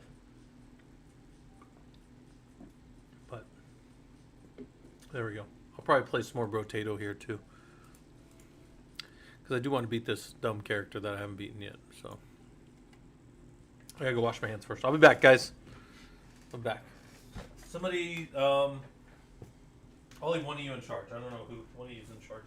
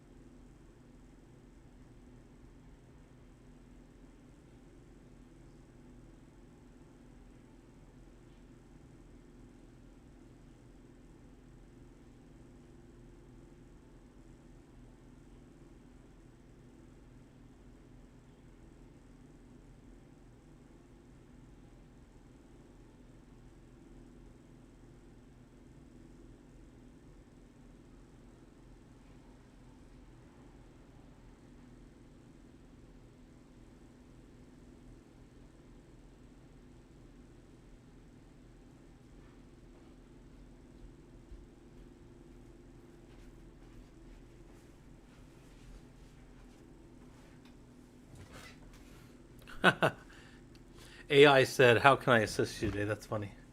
AI was the captain, though. That's true. I think there's I can work that timeout a little lower if you guys want it, but I think I had originally given it a little more time. To Brad, you said you've been using the Gemma 3 model locally. It's amazing. Nice. I have not played with, is that Gemma or Gemma? Gemma 3? I've not played with that. All right, let's go kill some monsters. Also, we got all bosses, so it's very possible I could win this one. If I get a good, oh my gosh, a good pull. This guy just shoots so slow, though. But we do that so that all we have to do is build speed. And attack speed specifically.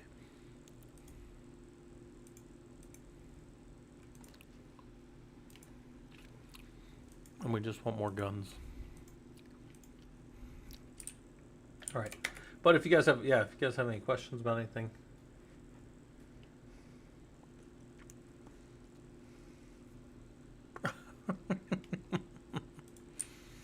Just make a couple eyes.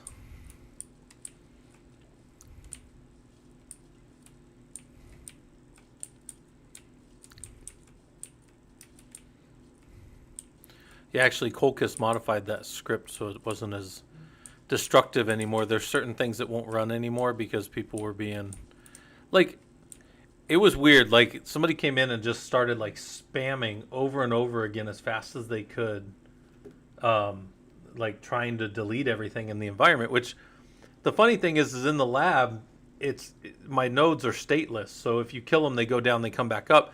But they were like trying to spam over and over again RM-RF against all the machines once they knew how many machines there were. And it seemed very malicious, and it was funny because then he like cried to one of the non-mods. The guy that he was crying to wasn't even a mod. And he was like, "Oh, it was just a joke. Your guy shouldn't have taken it so seriously." And it's like, well, actually, dude, you like it. The way I explained it is like this, and this is going to be a little crass, but it's true.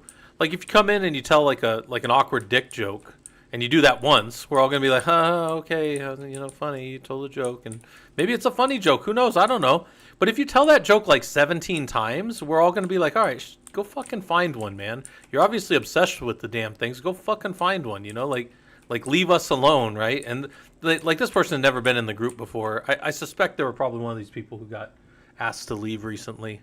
And probably crybabying and belly aching about that too. But the point is, they were crying to one of the guys that's not even a mod in our environment, so it was kind of weird. Anyway, so we put some stuff in there that kind of protects from people doing that because they did actually manage to delete some of the lab files that I had generated, but those aren't going to be hard to recreate. So I'll probably even just have members of the community create them because that'll be good practice for them if they're doing the environment stuff. If they're doing the labs and they want to get a little more experience, they could build the lab files that I used. So, it's like a teaching opportunity. You turn all these problems into a teaching opportunity, right?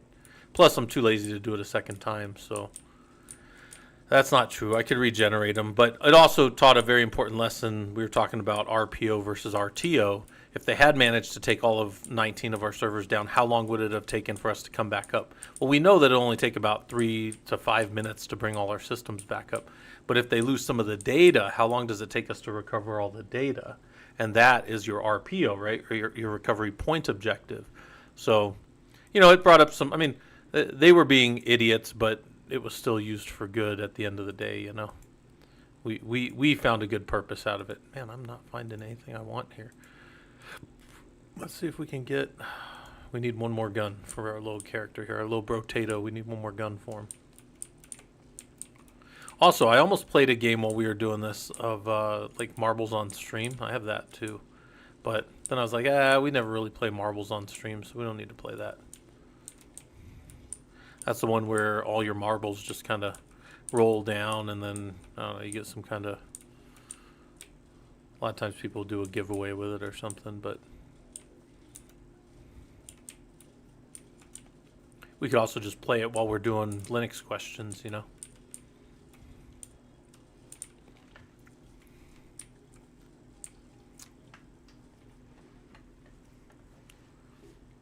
We will take none of that stuff was bad. I just want more attack speed. And we'll take more harvesting. And we'll take that, that's fine. And we need a gun. There we go. All right. That's at least good. Now we're going to save money for a few rounds. We're not going to spend any money until probably at least wave 10, maybe a little later. We won't spend any large amounts of money anyways. We'll just try to get up over 1,000 gold or money.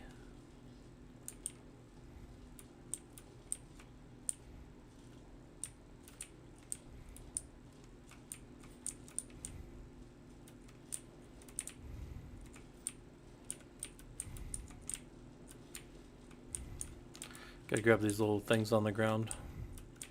So we gotta be a little more reckless than I'd like, but it's not terrible. There we go. Yeah, to bread. One of the bad things about it is things getting dropped into chat. They get cut down, and then plus only some things will make it to here because of just the way that it's reading the line, you know. So weird kind of things can happen in there for sure. All right, let's take all that. Don't want any of that. Not even. Nope, we'll just save it. All right, we're gonna save up for a few rounds now.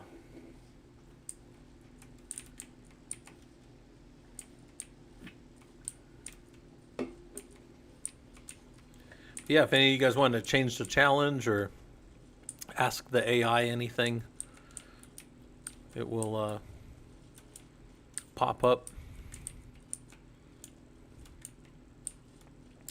And I actually thought about it. One of the things that would be fun to do is we could take that AI and we could make our system run the question through multiple different AIs, and then maybe we could weigh the best response, right? Like if somebody asks, like, what is a picnic? And one of them's just like, well, that's a joke that we make about when a user, you know, when the problem's in chair, not in computer. Well, that would be really funny, but that's not probably what somebody was looking for when they asked what a picnic was, right? Like a picnic is more of like, you know, we went and sat out on the grass with some food or whatever. And we're going to save this. So we got 323. We'll start the next one with almost 400. Yep. And we're just going to keep leveling this. We're going to let the interest start rolling on this guy, because he will hit harder. The only things we'll buy will be things that speed up how fast we shoot, because we don't really need anything else right now. Being able to shoot faster would be better, but mainly because these guns these are like the second hardest hitting guns in the game, except well, there's this other thing that actually scales just slightly better, but these are the fastest.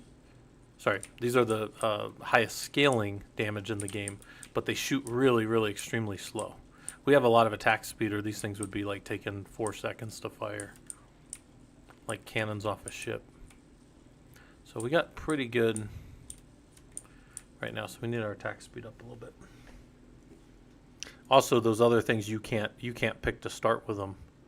We're gonna take range, and we're gonna try more range damage. Sure. We're gonna hold on to this. We'll hold on to this.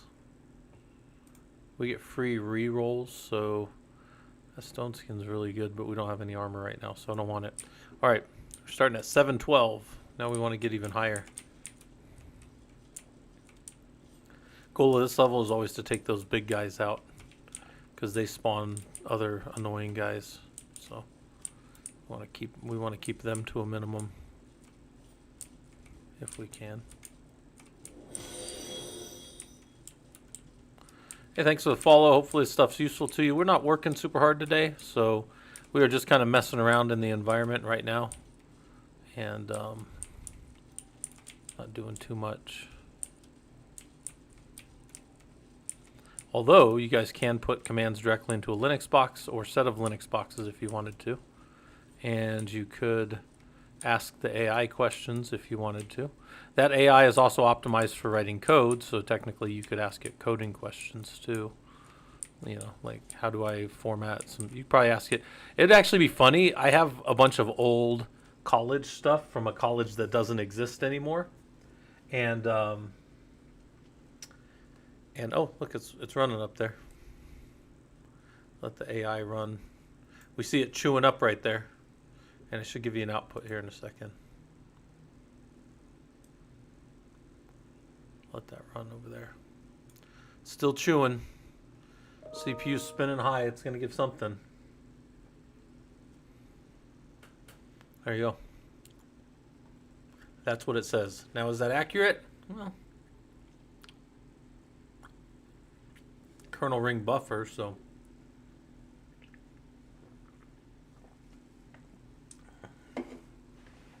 You could just dump a whole bunch extra info in it and that would wipe it. Well, it would wipe it in that it would no longer be useful from boot. All right, that's a good one too. The the wisdom. We're going to go ahead and give ourselves a better gun. We're going to hold on to that stuff. We'll get those for lifesteal. And we'll hold on to that. All right. Now 918 is going to become almost 1100. No, 1100 exactly. So that's a pretty good. That paid for that gun. Right there. Just that interest from that level paid for that gun that we bought. So we're going to let our interest get us a little bit extra more money because then we got a boss at around wave 12. So in a couple of waves we got to fight a boss, and we can kind of go a little heavier on our purchasing, so that we can get ready for the boss. In case there's any, we still need to shoot faster. We're not shooting very fast yet. That's a limitation for us. Making me run a little more than I would normally have to. Oh man, gotta juke these guys out of their shoes. No, they're not wearing shoes, right? They're all underwater. Oh no, don't die, don't die.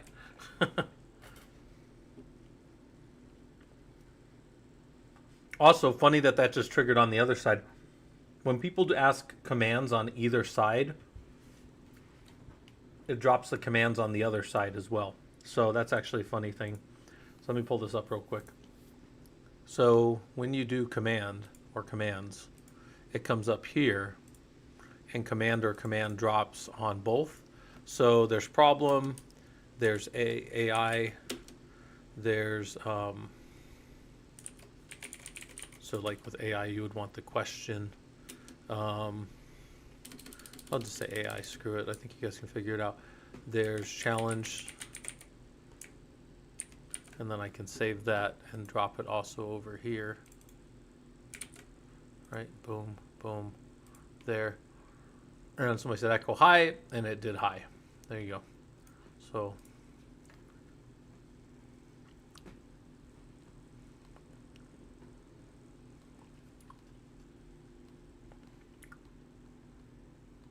it didn't go in, didn't work. We got a bunch that get filtered out. We want attack speed. We need attack speed. We're not going to make it this next level if we don't have some good attack speed. And by going to higher level guns, we'll have more attack speed. And this is a boss round, so we'll stop it right there. And ooh, this is one of the best things because the more enemies on the screen, we'll get more attack speed. So we're going to take it. So we're dropping to 696, so we'll probably go to almost 900. But now we got a boss to fight. So let's see what boss we pulled. This boss is probably maybe one of the better ones for us because we have maybe the ability to... All right, watch out for the bad guys. All right. Oh, no, don't die. Don't die. That's the goal. Oh, mother effer.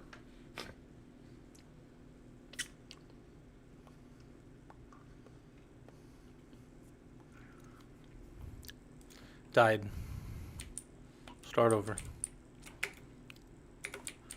Then we have those guys and the boss to fight.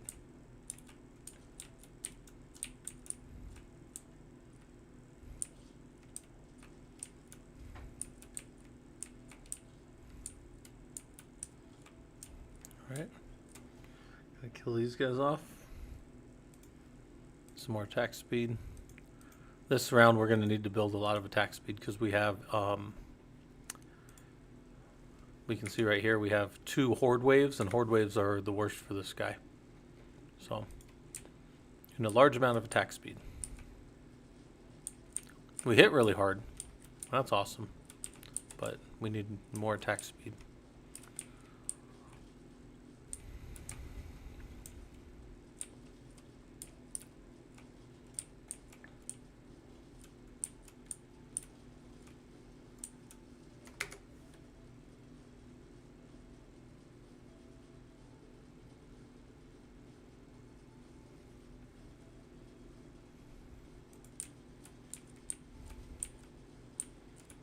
Okay.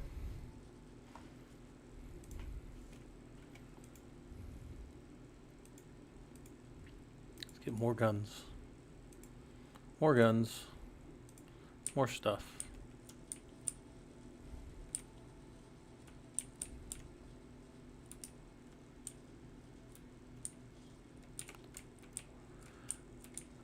It's not like freaking me out because I know that we're behind a bastion, but I mean, you know, you do most anything you want that's non-malicious in that environment. Also, I always explain to the guys I don't see, like, for me, like, and this is just from a guy who's been in the industry for as long as I have. I don't see any, like, I don't have any reason if I'm given root or I already have root, I don't have any reason to hack around because I'm already root. And, like, that to me is like, well, I mean, that would be like if I was already in charge of the town and then I was also, like, running around, you know, I don't know. I guess that is the theme of a lot of movies, though, right? Like, you're already in charge and then you're also still a bad guy. But, like, I don't see any fun. There's no fun to me. Like, full white box testing when you have all the answers already, you know, because your root doesn't appeal to me any, but, you know, it appeals to some people, but it's not my thing.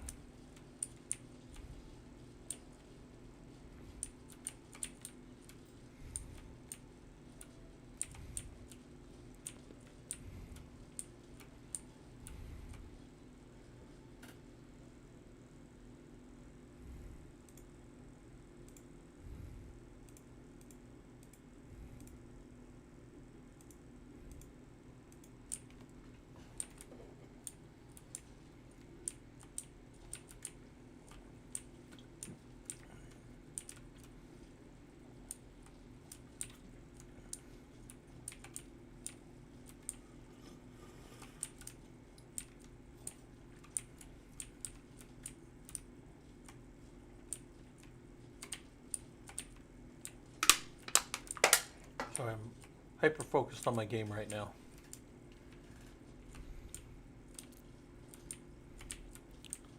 All I gotta do is get this tree. Nope, nothing good in the tree. Sometimes the trees have good stuff in there. Did I say I'm Groot?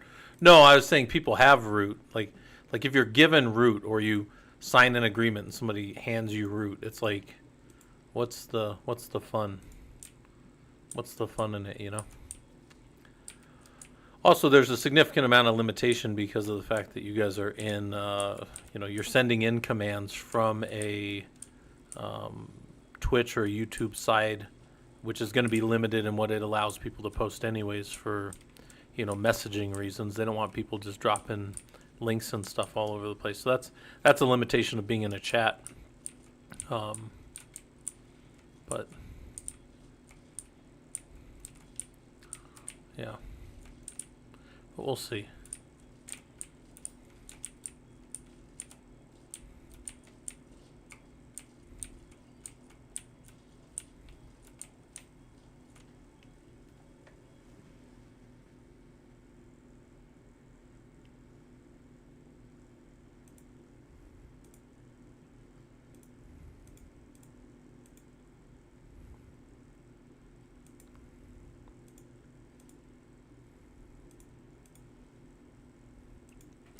All right, now we got to start saving our money.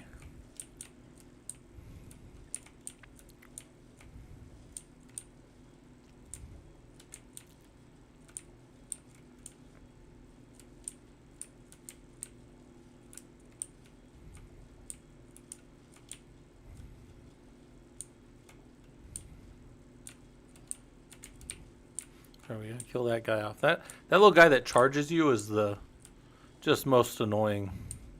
Those walrus characters, they're the most annoying characters. At least until later. There's some that are worse than them, but they're pretty annoying because they can charge you from off the screen. Like you don't even know they're in the level, and they're already hitting you. So our speed for our attacks are almost where we need them, and our damage is almost where we need it. So that's getting better. And then take some range. Take some range. We're gonna hold on to stuff and beat wave 8 and 9. Then we'll work on buying stuff after.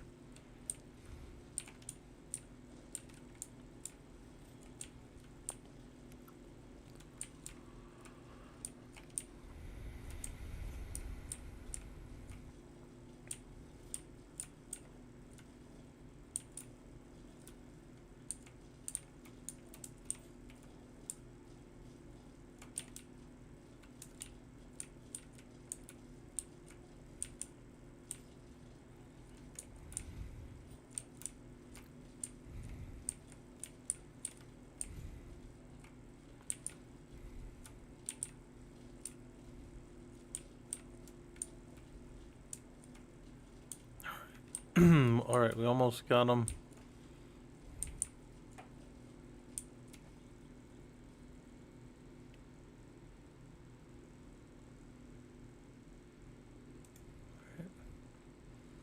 We're gonna hold on again. Buy that. Buy that. Get our extra gun. All right. Same thing on this level, right? We just gotta take out these. I don't know what those guys are. I think they look like some kind of weird whale. But whatever they are, they make little babies, so we don't want them to, or they lay little eggs, whatever. We don't want them to pop too many of those guys out.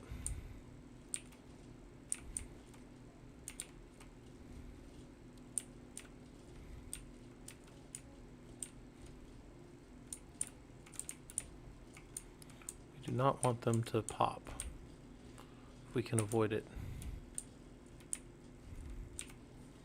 But one of the easiest ways to stop it is to get rid of the guys. But he's got too much chaff in the way, right? Too many of his little buddies running around. All right, so now I'm going to have to abandon that, and I'm just going to have to go clean up whatever else on the level that I can.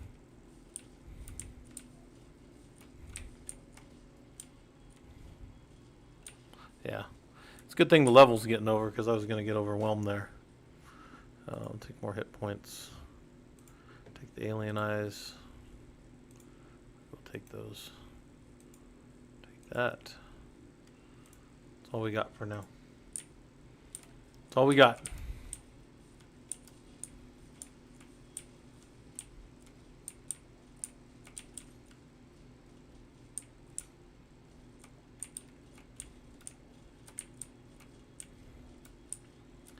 And what do we get to? We got 655, so we're doing okay. It'd be better if we were up over 1,000, but we bought some things. We also need this to be a little faster.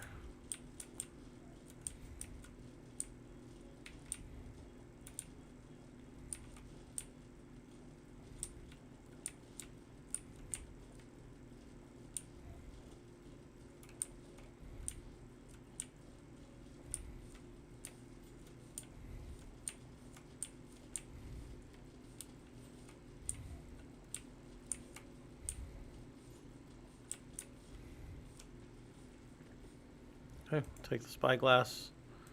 We'll take, I guess, range. Take attack speed. That's big. Take more damage. And take more damage. And then now we're going to be, that's going to be brutal. Alright, we'll see if we can survive wave 11 with the frickin' horde waves. This is going to be a big old mess.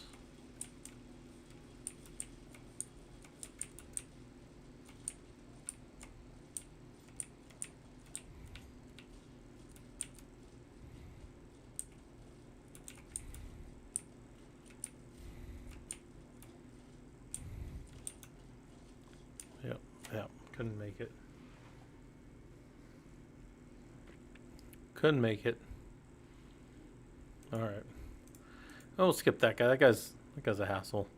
I only have a few other ones that I haven't beat it with, but I'm not really super concerned with beating it with everybody. Maybe I'll play with one of the characters that I normally do beat it with pretty easily.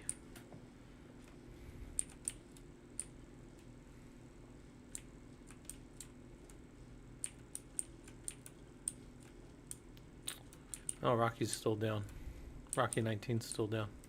Let's go check what happened to him.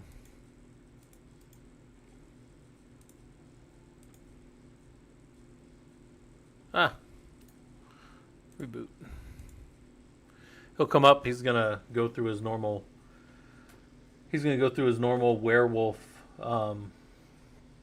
process of iPixie, and we'll boot up. We'll watch him boot, just so you guys that haven't seen the iPixie process happen. So.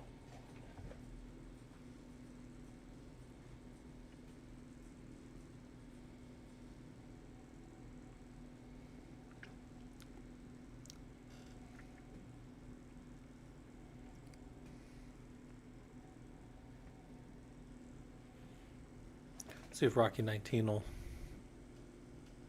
come back. Oh, by the way, guys, some of you guys know this. We do keep track of everything. So you might say, oh, Scott's not watching. I can do whatever I want. You can. You guys can do whatever you want. But you guys should know that I keep track of literally everything that happens in my environment. So, like, I have every command that's ever been run. So, I'm just letting you know, in case anybody was wondering. All right, let's let this box boot. What the heck's going on here? I definitely did not tell him to go big. Okay, he's going to come up. He's not going to know who he is. He's going to do a DHCP, which came from the boot P protocol, and he's going to find out that he's Rocky 19 because of the iPixie. The DHCP server is Werewolf, and he set him up to come up with a Rocky Linux. This is our container environment that we have. So he's going to pull down his kernel and his init ramfs, and he's going to boot, and he's going to be his full working system all over again.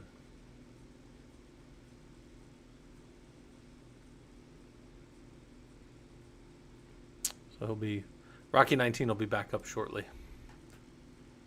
All right. Oh, we're on the medical. Yeah, this guy's easy. This guy's probably the easiest one to win in the game with, right here. For me. I mean, I very rarely lose on this character. It happens, but it's very rare. Because he's just so strong. I mean, he does a lot of damage. He shoots really fast. He heals almost immediately from any error you make. So let's take him. We'll see if we can beat wave 20 and go into like the hard mode, or not the hard mode, the like advanced waves, the later waves, if you will.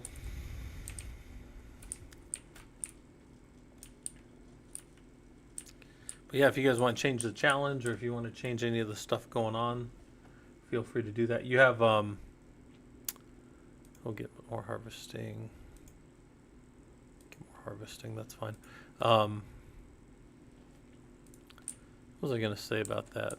Yeah, exclamation mark challenge. You guys can change the challenge. Anybody can try it. If you do an exclamation mark problem, which is one of the commands, I believe. Did that pop up as one of the commands? I got to go look here.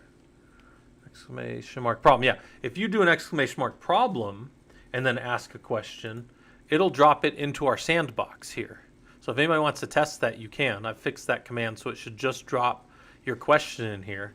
And then what I'm going to start doing with streams like this is if people drop problems in, right? Like a problem might be like, I can't figure out how PAM works. Like PAM, pluggable authentication modules, I can't figure out how they work. Then that'll drop into our community, and then I'm going to have some kind of award or incentive for people in our community to answer those questions for people.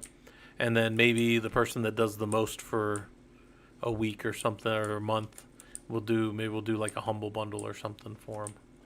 Also, somebody won a humble bundle yesterday on stream, but he never messaged me, so just make sure if you ever win something, just let me know on Discord. He might not have cared either that he won something, but he might not have cared. We'll take more damage. Take more regen.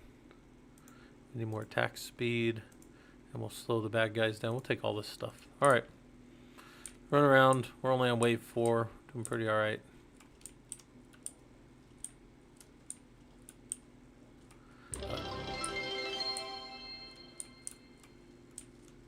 Hey Hector, how's it going? I think it's been a while since you've been around, but I appreciate you coming by. Hopefully this stuff's useful. If you want, you can ask questions to the LLM or ask the Linux box. See what actually happens when you just throw commands into Linux, right? That is there for you guys to do as well. So, all right. Harvesting, more speed, more guns, more damage. And this guy is going to fight. I've got 3 bosses to fight. I can see that when I'm in there. I can see that I have 3 bosses that are going to pop up in this one. So that should be reasonable. I just got to get my damage up a little bit because I don't have great damage yet on this guy.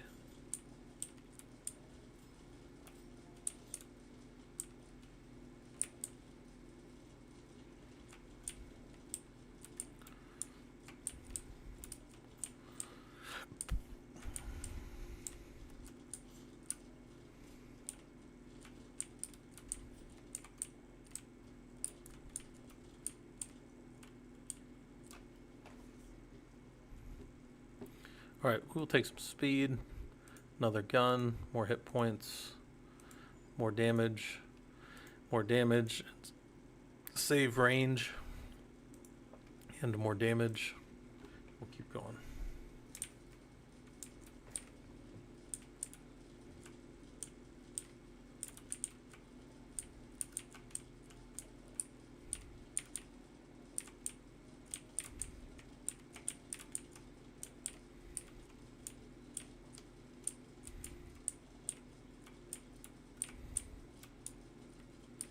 Alright, we're taking 8 damage a hit, which isn't too bad.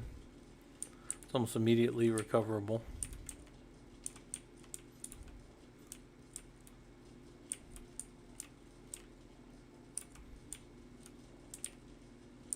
That's pretty nice.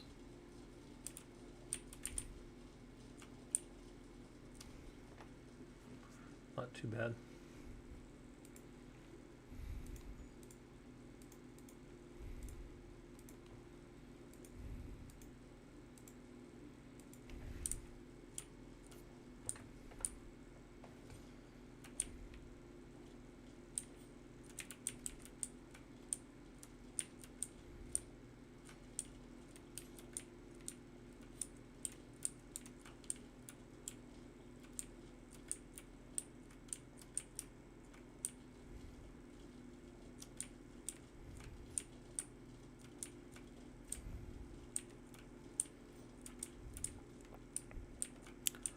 Also, fun fact, since we're running our Linux security engineering group, we are doing the blue team side of things. We're doing all the defensive stuff.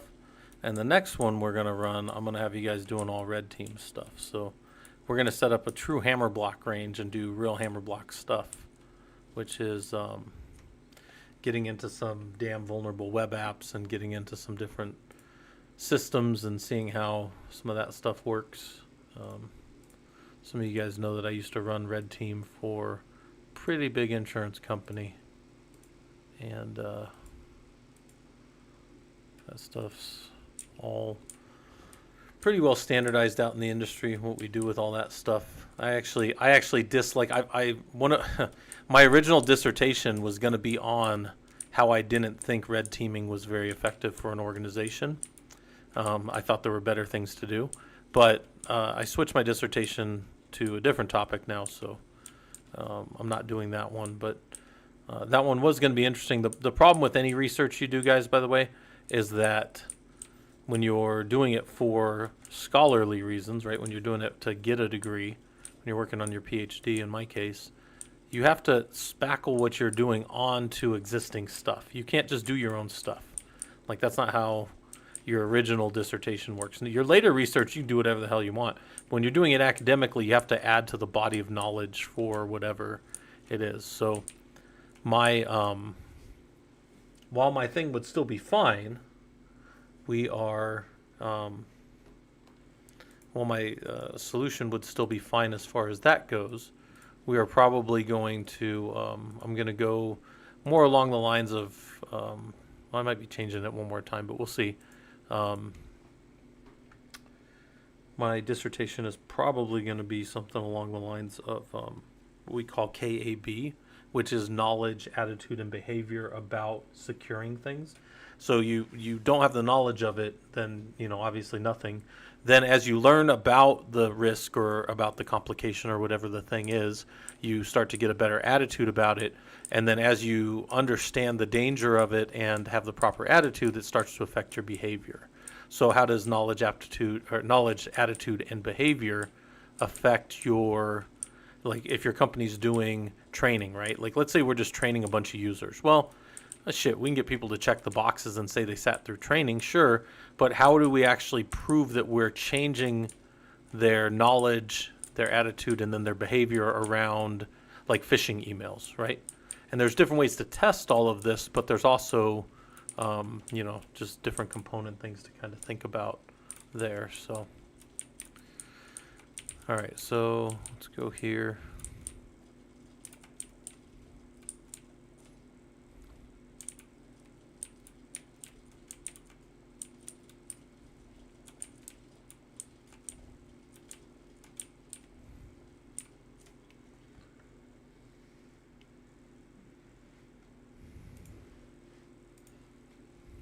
We're going to run these things, get more guns, more regen, get another gun and more regen on the next wave. All right, we got one more wave before we got a boss. All right, so we got to get some more hit points if we can, and we're woefully low on damage. Like we do a fair amount of damage, like when we're just like face tanking directly on the enemy, but we're not doing good damage yet. We need to up our damage a little bit if we can. So we'll do that here in a second.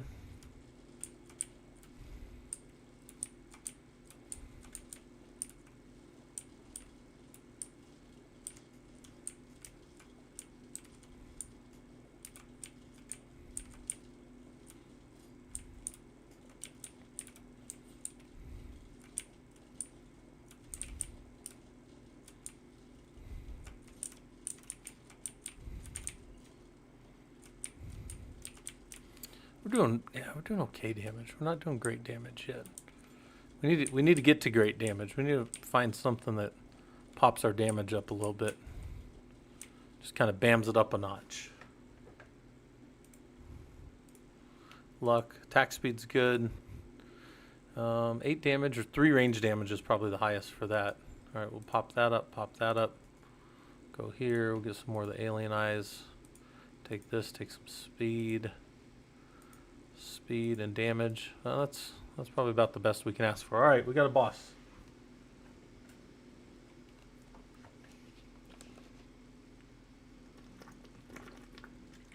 I'm not filtering on colon. I can show you why colon doesn't work. Right here. So as I put whatever I want to down into the answer, so when you do an answer, so right here's your command. You're doing answer whatever. Yeah, streamer, Twitch, or YouTube. That's coming over here to, where's the answer? Stream answers right here. And we write a file out, but when we write the file out, we do username colon, command source colon, raw input. And what's happening is we're using a colon delimited filter to send in this so it was actually Colchis that wrote it. So that is the first field, that's the second field, and this is the third field.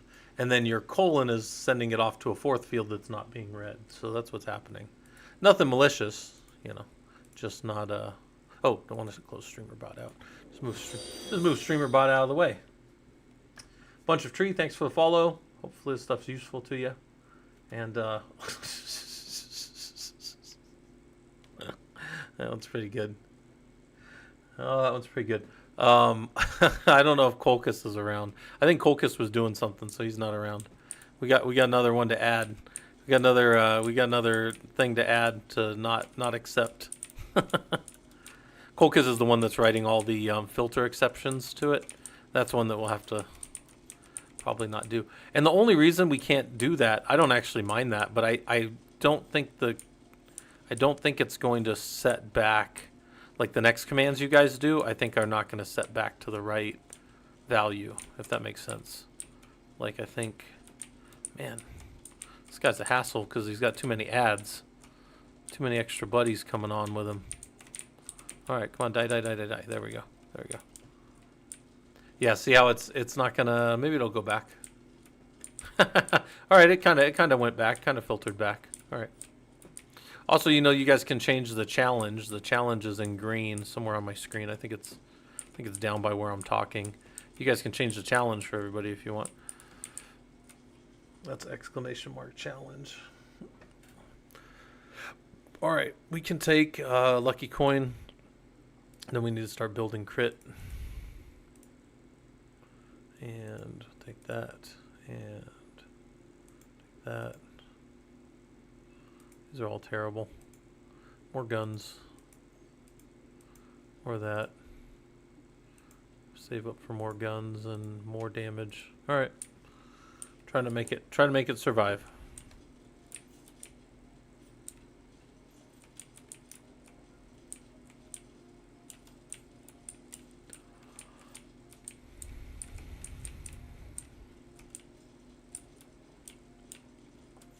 You know, it could be kind of fun when we do the red team stuff, because we're probably going to do team versus team. So we'll have, I'll maybe even let the teams pick their names. But when we do that live, we could also have you guys sending commands right here to control. I don't know how we'll do it, but we could watch the environment live if we really wanted to. Like we could watch what everybody's doing in the environment if we wanted to. And then maybe have like a topology of what's going on. That'd be fun. I think I could put something like that together. That wouldn't be too hard. Just being able to track everything. Oh. That's funny.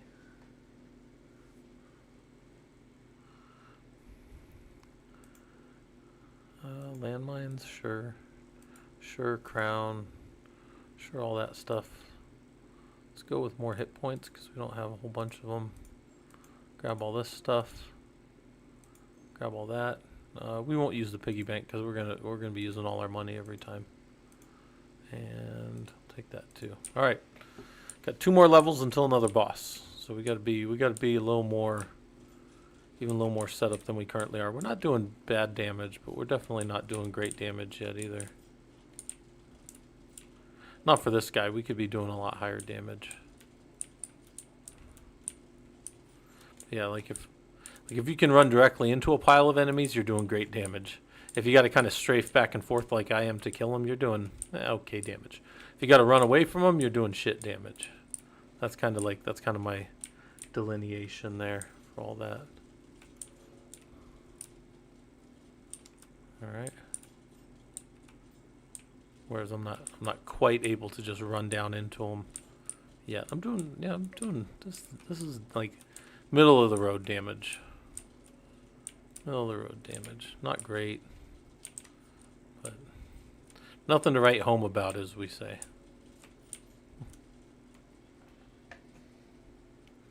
We'll take the ball that'll do more damage,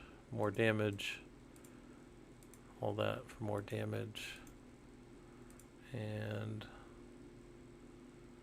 one more wave until the boss. We got a boss.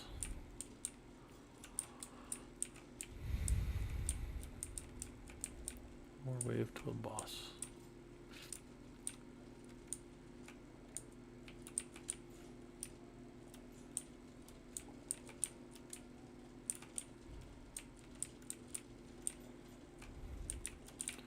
By the way, we do have SE Linux on the Rocky nodes, but it's only in permissive mode, so it's not actually blocking anything.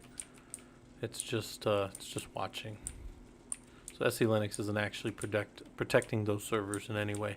They are hardened to a STIG baseline, which does do some things that are going to lock down how some user behavior works. But for the most part, there's not really anything stopping most stuff on the Rocky boxes.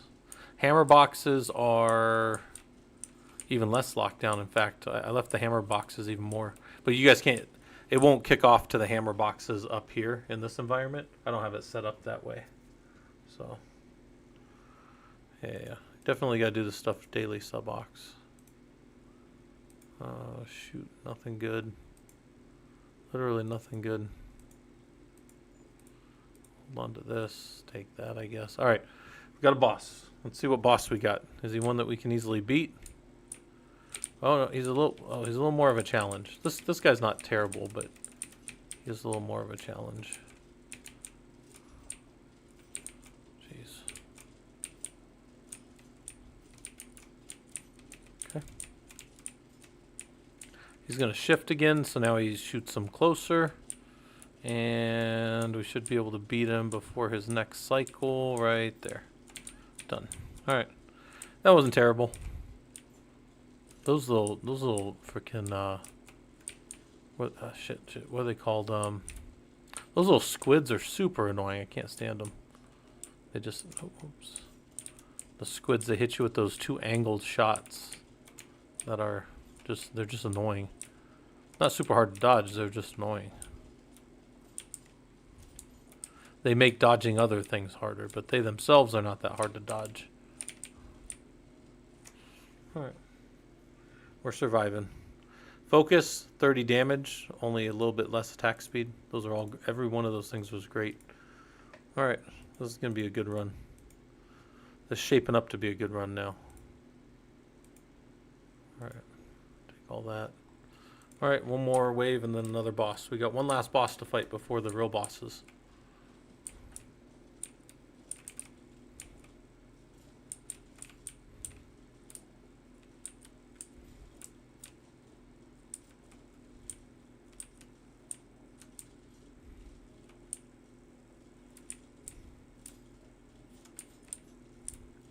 Still only doing okay damage. We're not doing like really great damage yet. This guy's real hit or miss on whether he ever gets to great damage. But he's doing okay. He's definitely doing like okay damage right now.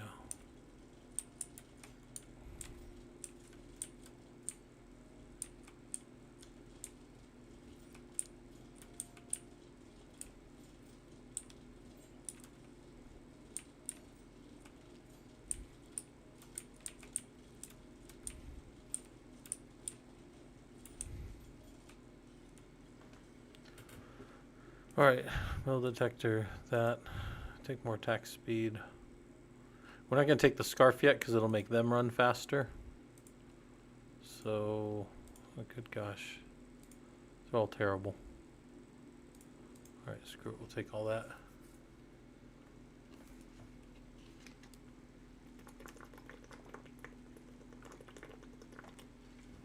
Alright, drink some water, go on to the next. Now, whatever this boss is, this guy's not too bad. The trick here will be, well, obviously beating these first guys and staying alive. But then, oh, don't die, jeez. As soon as we're done with him, which he's going down pretty quick. As soon as I'm done with him, which I thought he'd be dead already. There he is. All right. Now I want to collect as many of these things to get more hit points as I can. So one of the other bosses gave me a thing called an extra stomach. And up to 10 times in a level, if I run around when I'm at full life, I grab a fruit, it'll give me an extra hit point. But I think it can only proc 10 times in a level. So I think I'm probably all done with it right now. Oh no. Alright, now I'm all done with it. So now I can't get any more. But on the plus side, that's just a great way to get a bunch of extra hit points now. So that couch is garbage. Take more attack speed.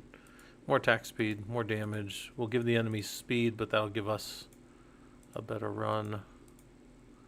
And then we'll take those. Get another gun. Alright.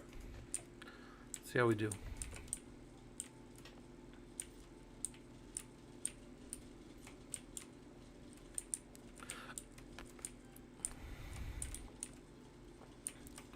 Alright, so the enemies will be a little faster.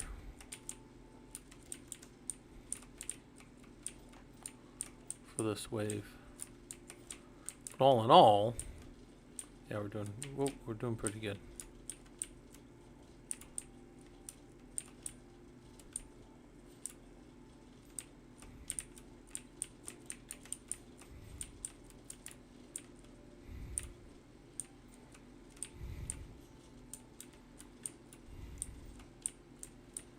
Not the worst thing.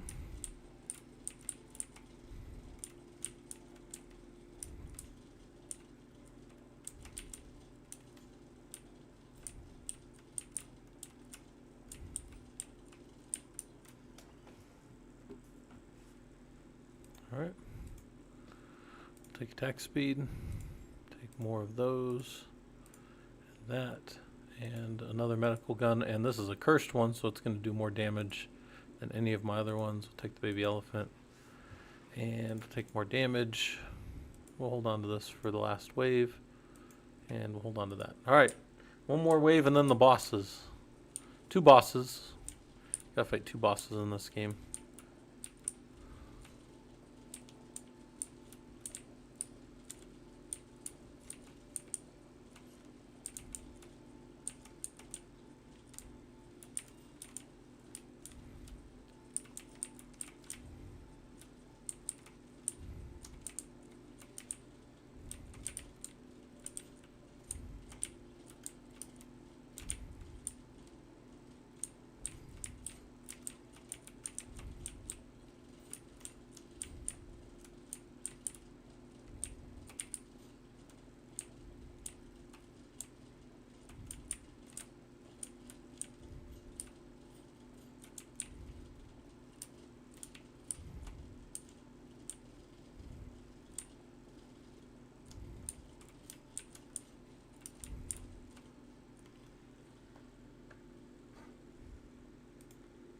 Alright, we'll take all that. Take the gun. And we would love all that 18% crit, but we'll have to get it after. Alright. Now we gotta beat 2 bosses, so I don't care which one I kill first normally, but I might kill the shark first. Just because when he mutates, he's going to start doing some different stuff on the screen. So we'll get him into his mutation so he starts chasing us more, and then we'll kill him. Yeah, there we go. So he's going down. Okay. Now we're going to kill this guy, but the problem with this guy is we don't want to kill him too fast. We still got a minute. So if we kill him too fast, this level like just legitimately blows up with enemies. And I don't want to deal with that, so I'm just going to kind of damage him a little bit from the outside. And then I'll get in there and attack him here in a second. Yeah, we'll get down like under 20 seconds. And then we'll start going hard at him. He's going to charge us, I think, as well.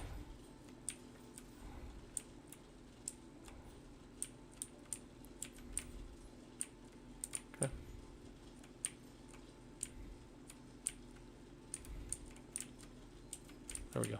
Alright, so now this level's going to explode with enemies, but there's only 10 seconds left, so that's not too bad. Yeah, see, look, there would be so many enemies on the screen here in a few minutes. Alright, we're good. We're good. Don't want duct tape. We'll take the burning fire. Take the exoskeleton. We'll take the lantern. Take the range damage and the dodge and the crit and the better roll. That roll is garbage. Take that.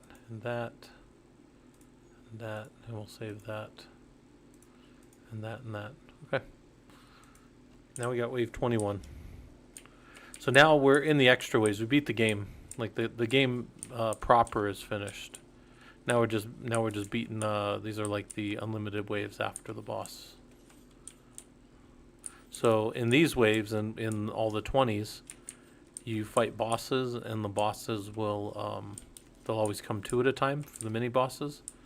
And then when we go to fight the real bosses at wave 30, we'll fight the real bosses again, but also with a mini boss. And then if you get to 40, if you get to level 40, you got to fight two mini bosses. Sorry, if you get to, yeah, if you get to 40, you got to fight two mini bosses. If you get to 50, you fight the bosses and 3 mini bosses as well. So it starts to really get out of control as far as how many things are popping up on your screen. I think the highest level I've been is 57. 57 or 58, I forget. But to get that far, you have to have some broken scaling going. I had a bunch of pearls and luck, and I also had engineering really high as well. We don't want a torture. Torture's a problem. We'll take piggy bank, take the improved tools. We don't need the gnome.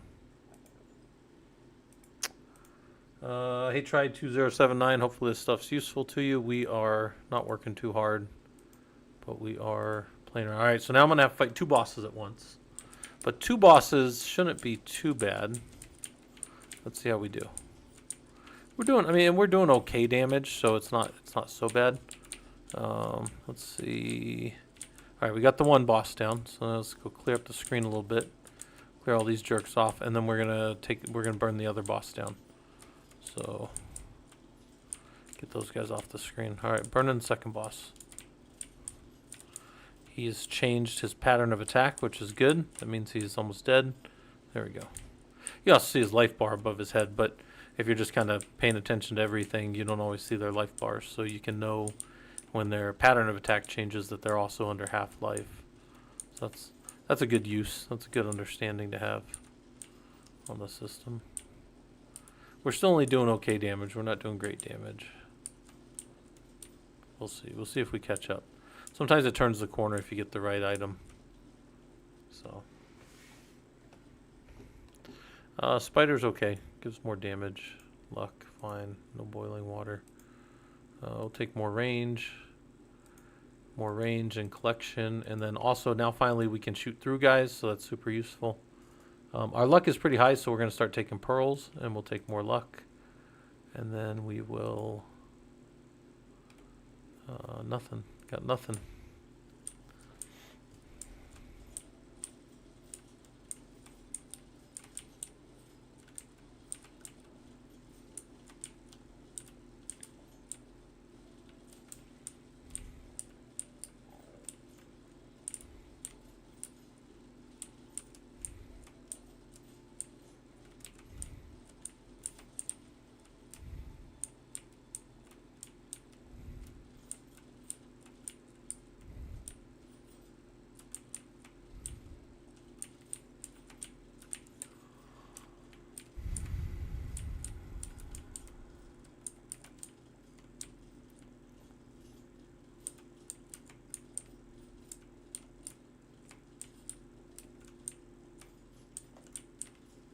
We're doing alright over here.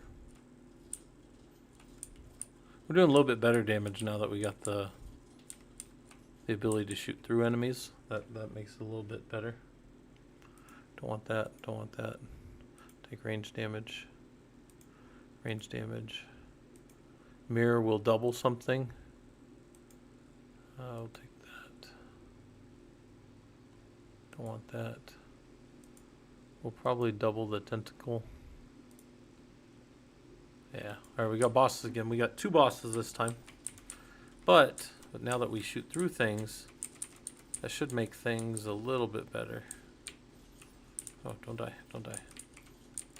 I mean, even if we die now, we still won. It's just, it won't feel like we're winning.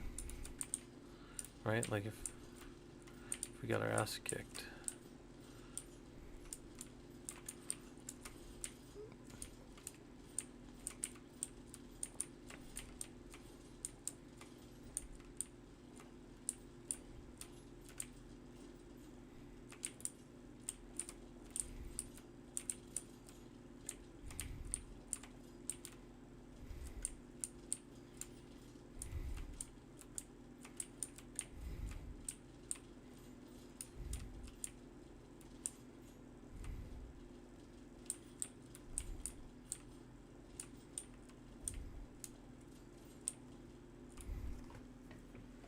Alright. Nothing. Nothing. Take it. Take it. Take the better medical gun. Double that up.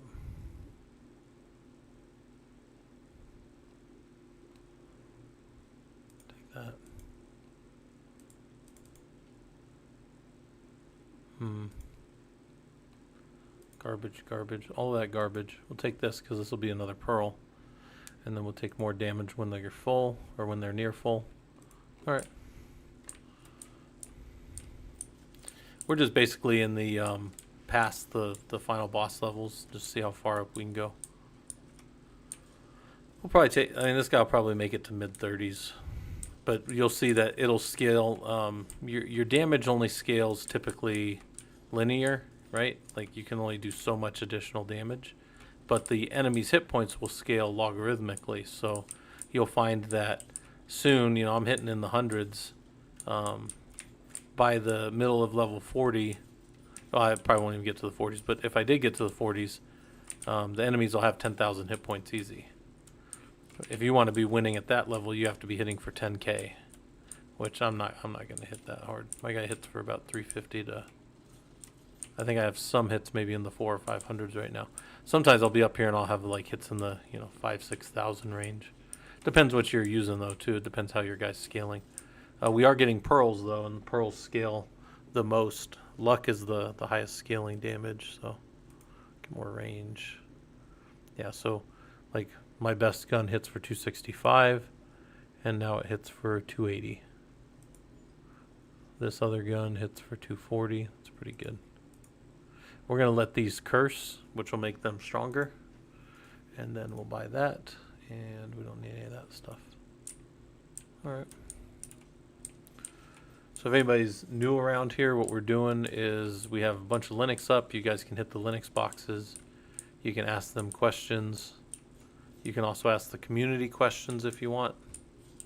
You can ask me questions for that matter, but if you want to see it execute in Linux, you can do it. There's an old engineering saying that one test is worth 1,000 expert opinions. So instead of asking me or anybody else, you could just run the command right in the terminal.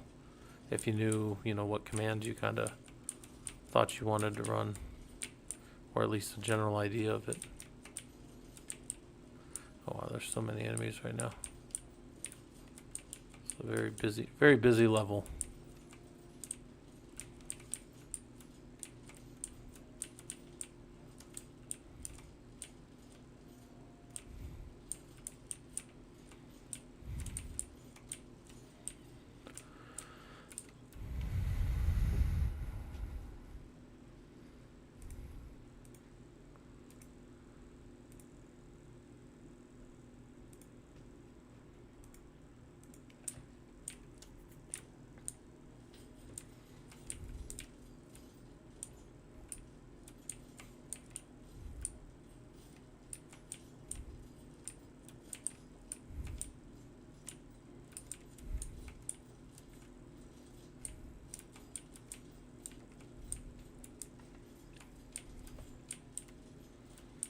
Also, it feels like the game's getting a little faster, but I think it kind of does that as you get in these later levels.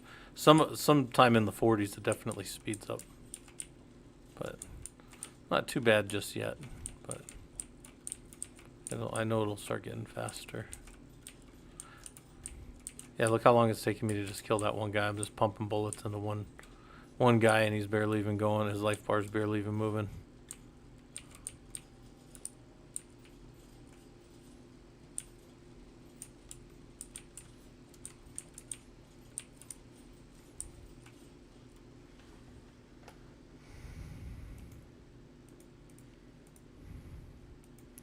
More range damage, more range. Oh man, can't afford the good things. All right, that'll be worth it. 5 attack speed for every 1 dodge, so we'll get 110 attack speed. That'll be huge. All right, let's see if we can beat 2 bosses again with their improved hit points. Jeez.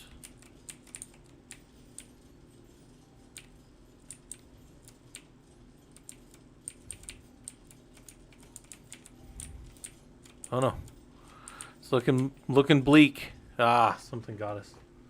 Oh well. We still won. It's just doesn't feel like winning. Alright. Well, where are we at here, guys? We're at 2.5 hours. So probably get off of here soon.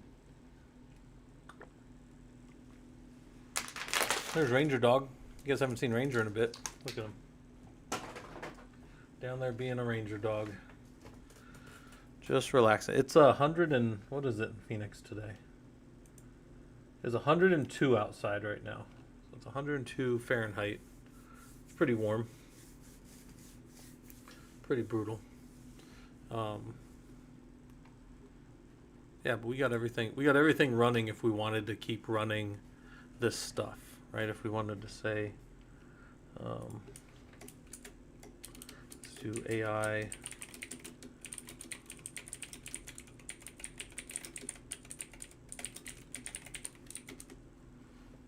What's the hottest temperature recorded on Earth? Let's see what this thing says. We're gonna watch it chew up a whole bunch of CPU because we don't have any GPUs in that box that we're running it on. As an AI language model, I do not have real-time data or updates about future events, just temperature records, including the hottest temperature on Earth, without being able to track changes over time. However, you can check the latest news and climate info for credible sources like Bloomberg, Reuters, and CNN for up-to-date on Earth's weather conditions. Sure. We can do that. We can also go directly to the NOAA APIs and hit all those. I think some of you guys have seen me do that. We can go pull weather data all day. There's even a little app that I have that works for pulling all the weather data. So you can get the research app from NOAA for free if you want. And that'll pull stuff. Or if you just learn how to hit the APIs, you can call the APIs for all the weather data as well. So yeah, all that stuff is, I mean, this stuff's all very attainable. In fact, I even show you guys sometimes if you go to the NOAA library series, so if you look up NOAA library series, you will find free seminars that will teach you how to do data science in the environmental climate prediction space. And then you say, well, I need a doctorate to get into that. No, you don't need a doctorate to do that on your own. Some of the best discoveries and different things that have come out of that have been from the civilian population. Very few, I mean, like, I don't know how much you guys have dealt with research in general, but most of the research that really is valuable comes from people doing this stuff as, like, citizen scientists. That's what they call them. But it's true. It's like, get in there and get the data. You can do all this stuff, so. RFDS Labs, thanks for the Prime. You know, you guys can use your Prime anywhere. You chose to use it here, so that's always cool. Yeah, if you guys don't know though, you can get in. There's all kinds. There's like 307,000 data sets. If you go over on data.gov, there's all kinds of data sets. But the ones that I deal with a lot are the NOAA data sets, NOAA, which is National Oceanographic Atmospheric Agency, and all that stuff is free and open source, right? It's free and open source and open API stuff. So there you go. And there you go. You can see the version of the kernel that I'm running. Those are Rocky 9.5 boxes. So all of our Rocky Linux boxes in the environment are 9.5. If anybody's curious about the environment, it kind of looks like this. This is kind of what the environment looks like right here. This is a home lab diagram that I kind of started and then people drew all over. So that's kind of what the lab diagram looks like as far as physical machines across the bottom and then all the virtual machines and how people access the server. This access, though, is coming through this way. This is how, like, the streamer, like, interactive process that's happening. This is what that looks like. So if anybody's, like, wondering that. And I've given, like, kind of little group sessions in our Discord on how, like, I've been very kind of open kimono about it. Like, anything you guys need, anything you guys want to see about, like, that process, it's not super difficult to put together. You just got to spend some time with it.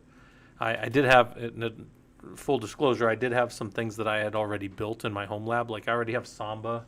So my Windows machines can already connect back into my Linux machines, obviously. That's necessary. That's a big component of it, because then StreamerBot can take your chat right from here, drop it into a Samba share. That Samba share is immediately on a Linux box, and then that Linux box is right here answering and doing whatever you guys want it to in the environment, right? So then over here, the AI stuff, if you do an exclamation mark AI, you can ask the AI model things, but it doesn't know everything. It's just a Quen model. It's actually written for coding, so you could ask it coding questions, and then you'll see it chew up all this BTOP over here on the Llama server, and that'll run and do all those things. So yeah, it's kind of a fun little there's fun with that. Oh, some characters don't come through right, so you can kind of troubleshoot your command up there how it came through. Things with colons in them for sure won't come through, and that's just because it's a colon delimited set of commands that I feed in. I was telling people earlier, it's not because I'm stopping anybody there. We do have a set of things here. I'm going to stop this for 1 second. So if anybody does a command, it won't work. But if we cat streamer interaction, Colchis wrote this one that we're using right now. And he does have a set of commands that if people use, wait, where are they at? Yeah, here's his excluded command. So if you do any of those, it'll just say haha and it won't do anything. And that's mainly just because we've had people come in the environment and just immediately try to be malicious and delete everything, which is semi-funny because my machines just go down and come back up again. It doesn't really matter. But because they were trying to be malicious, we decided to still punish them. Yeah. I was going on a little tirade about it earlier. Like, for me, like, hacking has nothing to do with already being root. If you gave me root in an environment, I'd be like, well, okay, so I'm root. I don't need to hack this anymore because I'm already root. Like, it doesn't make any sense to me. But I guess, like, for people who have never done this stuff or, done it professionally, I guess that's fun still. But yeah, so I want you guys to have an environment where you can come. And then if anybody does an exclamation mark problem, that will send something into our Discord. So nobody's even tested that yet. But if anybody wants to, like, say a problem, that'll actually write in here. It'll look like this will be Hetanis, YouTube, and then test. So if you said problem, I don't know, I fall over when I try to put my pants on, then somebody might tell you, well, sit down when you put your pants on or something. I don't know, right? But the point is, I'm gonna put that to a channel. Oh, actually, you know what? I did that to this channel, but I wonder if I can put it over to. I need to put it over here. That was my test yesterday. Okay. Yeah. And then, you know what? I was looking in the wrong one the other day. Oh, by the way, guys, we got security group or study groups going right now. So people that want to go and work and do study, you guys can get in there. 1, 2, 3, 4, 5, 6. So there's like 6 people in there studying and working through stuff. So I think that's always on there. RFDS Labs, do you have? I don't really do much on Twitter. I'm on LinkedIn. I don't really do much on Twitter. I just kind of like scroll and doom scroll on Twitter, but I wouldn't say I have a presence for this on Twitter in any way. But just mostly this and YouTube are my I guess this professional thing. I've got a LinkedIn, but I mean, like, most of our almost 4,000 people that are in our Discord are, just people that have kind of came on here. Yeah, I get info and watch people argue about stuff and just sit around and laugh. It's interesting, like, if you ever watch, like, how an argument on Twitter goes, or X now, right? The arguments on there go like this. I take some strong position. You take some other strong position. We're never going to discuss either of the initial positions ever again. We're going to simply argue. If you have a better point than me, I'm just going to say, well, I have been doing this for 15 years. I'm not going to mention that. And I have 40,000 followers or 400,000 followers or 4 million followers. You only have 5,000. You're obviously a fucking idiot. And then that's it. That's it. And I'm just like, I don't think anything of this, like, as far as, like, being like a popularity contest, because, like, the accuracy and efficacy of your ability to engineer and build a thing is proven out only by your ability to build and maintain that thing. It has nothing to do with who thinks they're right, who's an expert, who's wrote a paper.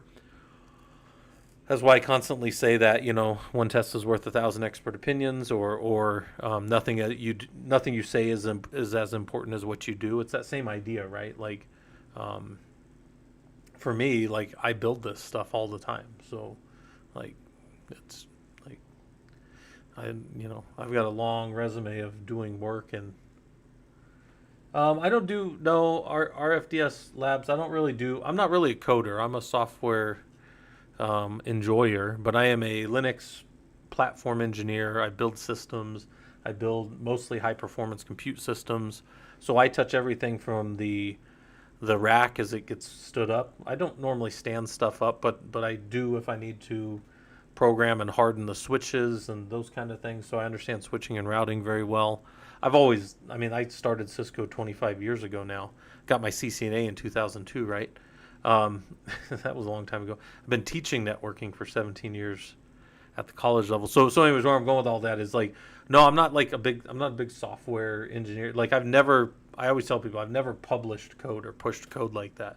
I have all kinds of scripts all over planet Earth that are still running, that are Ansible related, and other stuff like that. But I'm not a professional coder by any means, for sure. So yeah, I've been around since AIX and SunOS. Yeah, in fact, I was working with Lustre and SunOS SunOS became Solaris, right? And then when Sun got bought by Oracle in like 2010ish, I was working with Lustre at the time. So I watched Lustre get tossed back like a fish to the open source community because Oracle was like, "Ooh, brother, ooh, what is that? What is that, brother?" And it just like tossed it back to the open source community. They didn't even want it. And it's super funny because Lustre is still huge in files in high performance compute. Lustre is big, and I don't know if Oracle just didn't want to play in that space or what. I don't know all the background on it. I just know that Oracle was tossing stuff left and right out of Sun when they bought them, and yeah, it was not pretty, but yeah, we it's actually funny because now Wham Cloud is a real company. But I remember when Wham Cloud first started, and we were like, we were scrambling. All government programs that run an application or a file system or whatever have to be able to have a customer support. Like we have to be able to call somebody. And I remember when they did that, we were like scrambling on this huge, like multi hundreds of millions of dollar project to like scramble around and find somebody that could support Lustre for us in the engineering space. And there was this one little small company of like 40 engineers that it was like a whole division that had been let go from Sun when Oracle bought them. And they were like, yeah, we're Wham Cloud and we'll do this all for you. And now like Wham Cloud still exists and they're a pretty big little, pretty big, medium-sized shop for doing Lustre. They do Lustre work and Lustre maintenance and Lustre deployments and stuff. So it's kind of funny. And that is spelled wrong. It's Lustre. My system's spelling it. My system's spelling it the correct way, but the way that the word is, the name, the proper noun is Lustre. The word luster is like if you're looking at the luster of a pearl, that is Lustre. But when you're looking at a file system, it's Lustre. So yeah, that was fun. I had a lot of adventures like that. All right, I should probably get off of here though, guys. You guys are welcome to hang out down in the Discord. We've got a Discord where like all kinds of shenanigans are always popping off. Looks like guys are still down there studying now. And yeah, if you need to, just do an exclamation mark problem, and you can drop your problem questions in here. Actually, I might do that.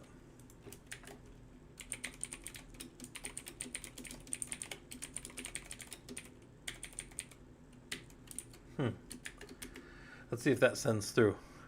Yeah, Het Switch. How do I reach these kids? If you guys don't get that reference, I can't help you.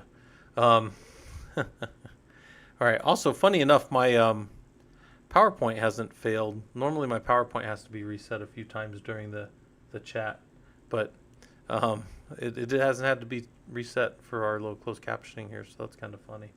So, all right. Yeah, so I'll go drop off, and then I'll be around. Let's see, tomorrow night's date night with the wife, so I probably won't be around tomorrow. Saturday, we've got all the events in the Discord that are always there.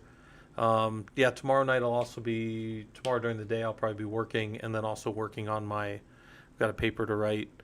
So we'll be doing that, and yeah, all that kind of stuff is there for you guys to play with. So I will talk to most of you guys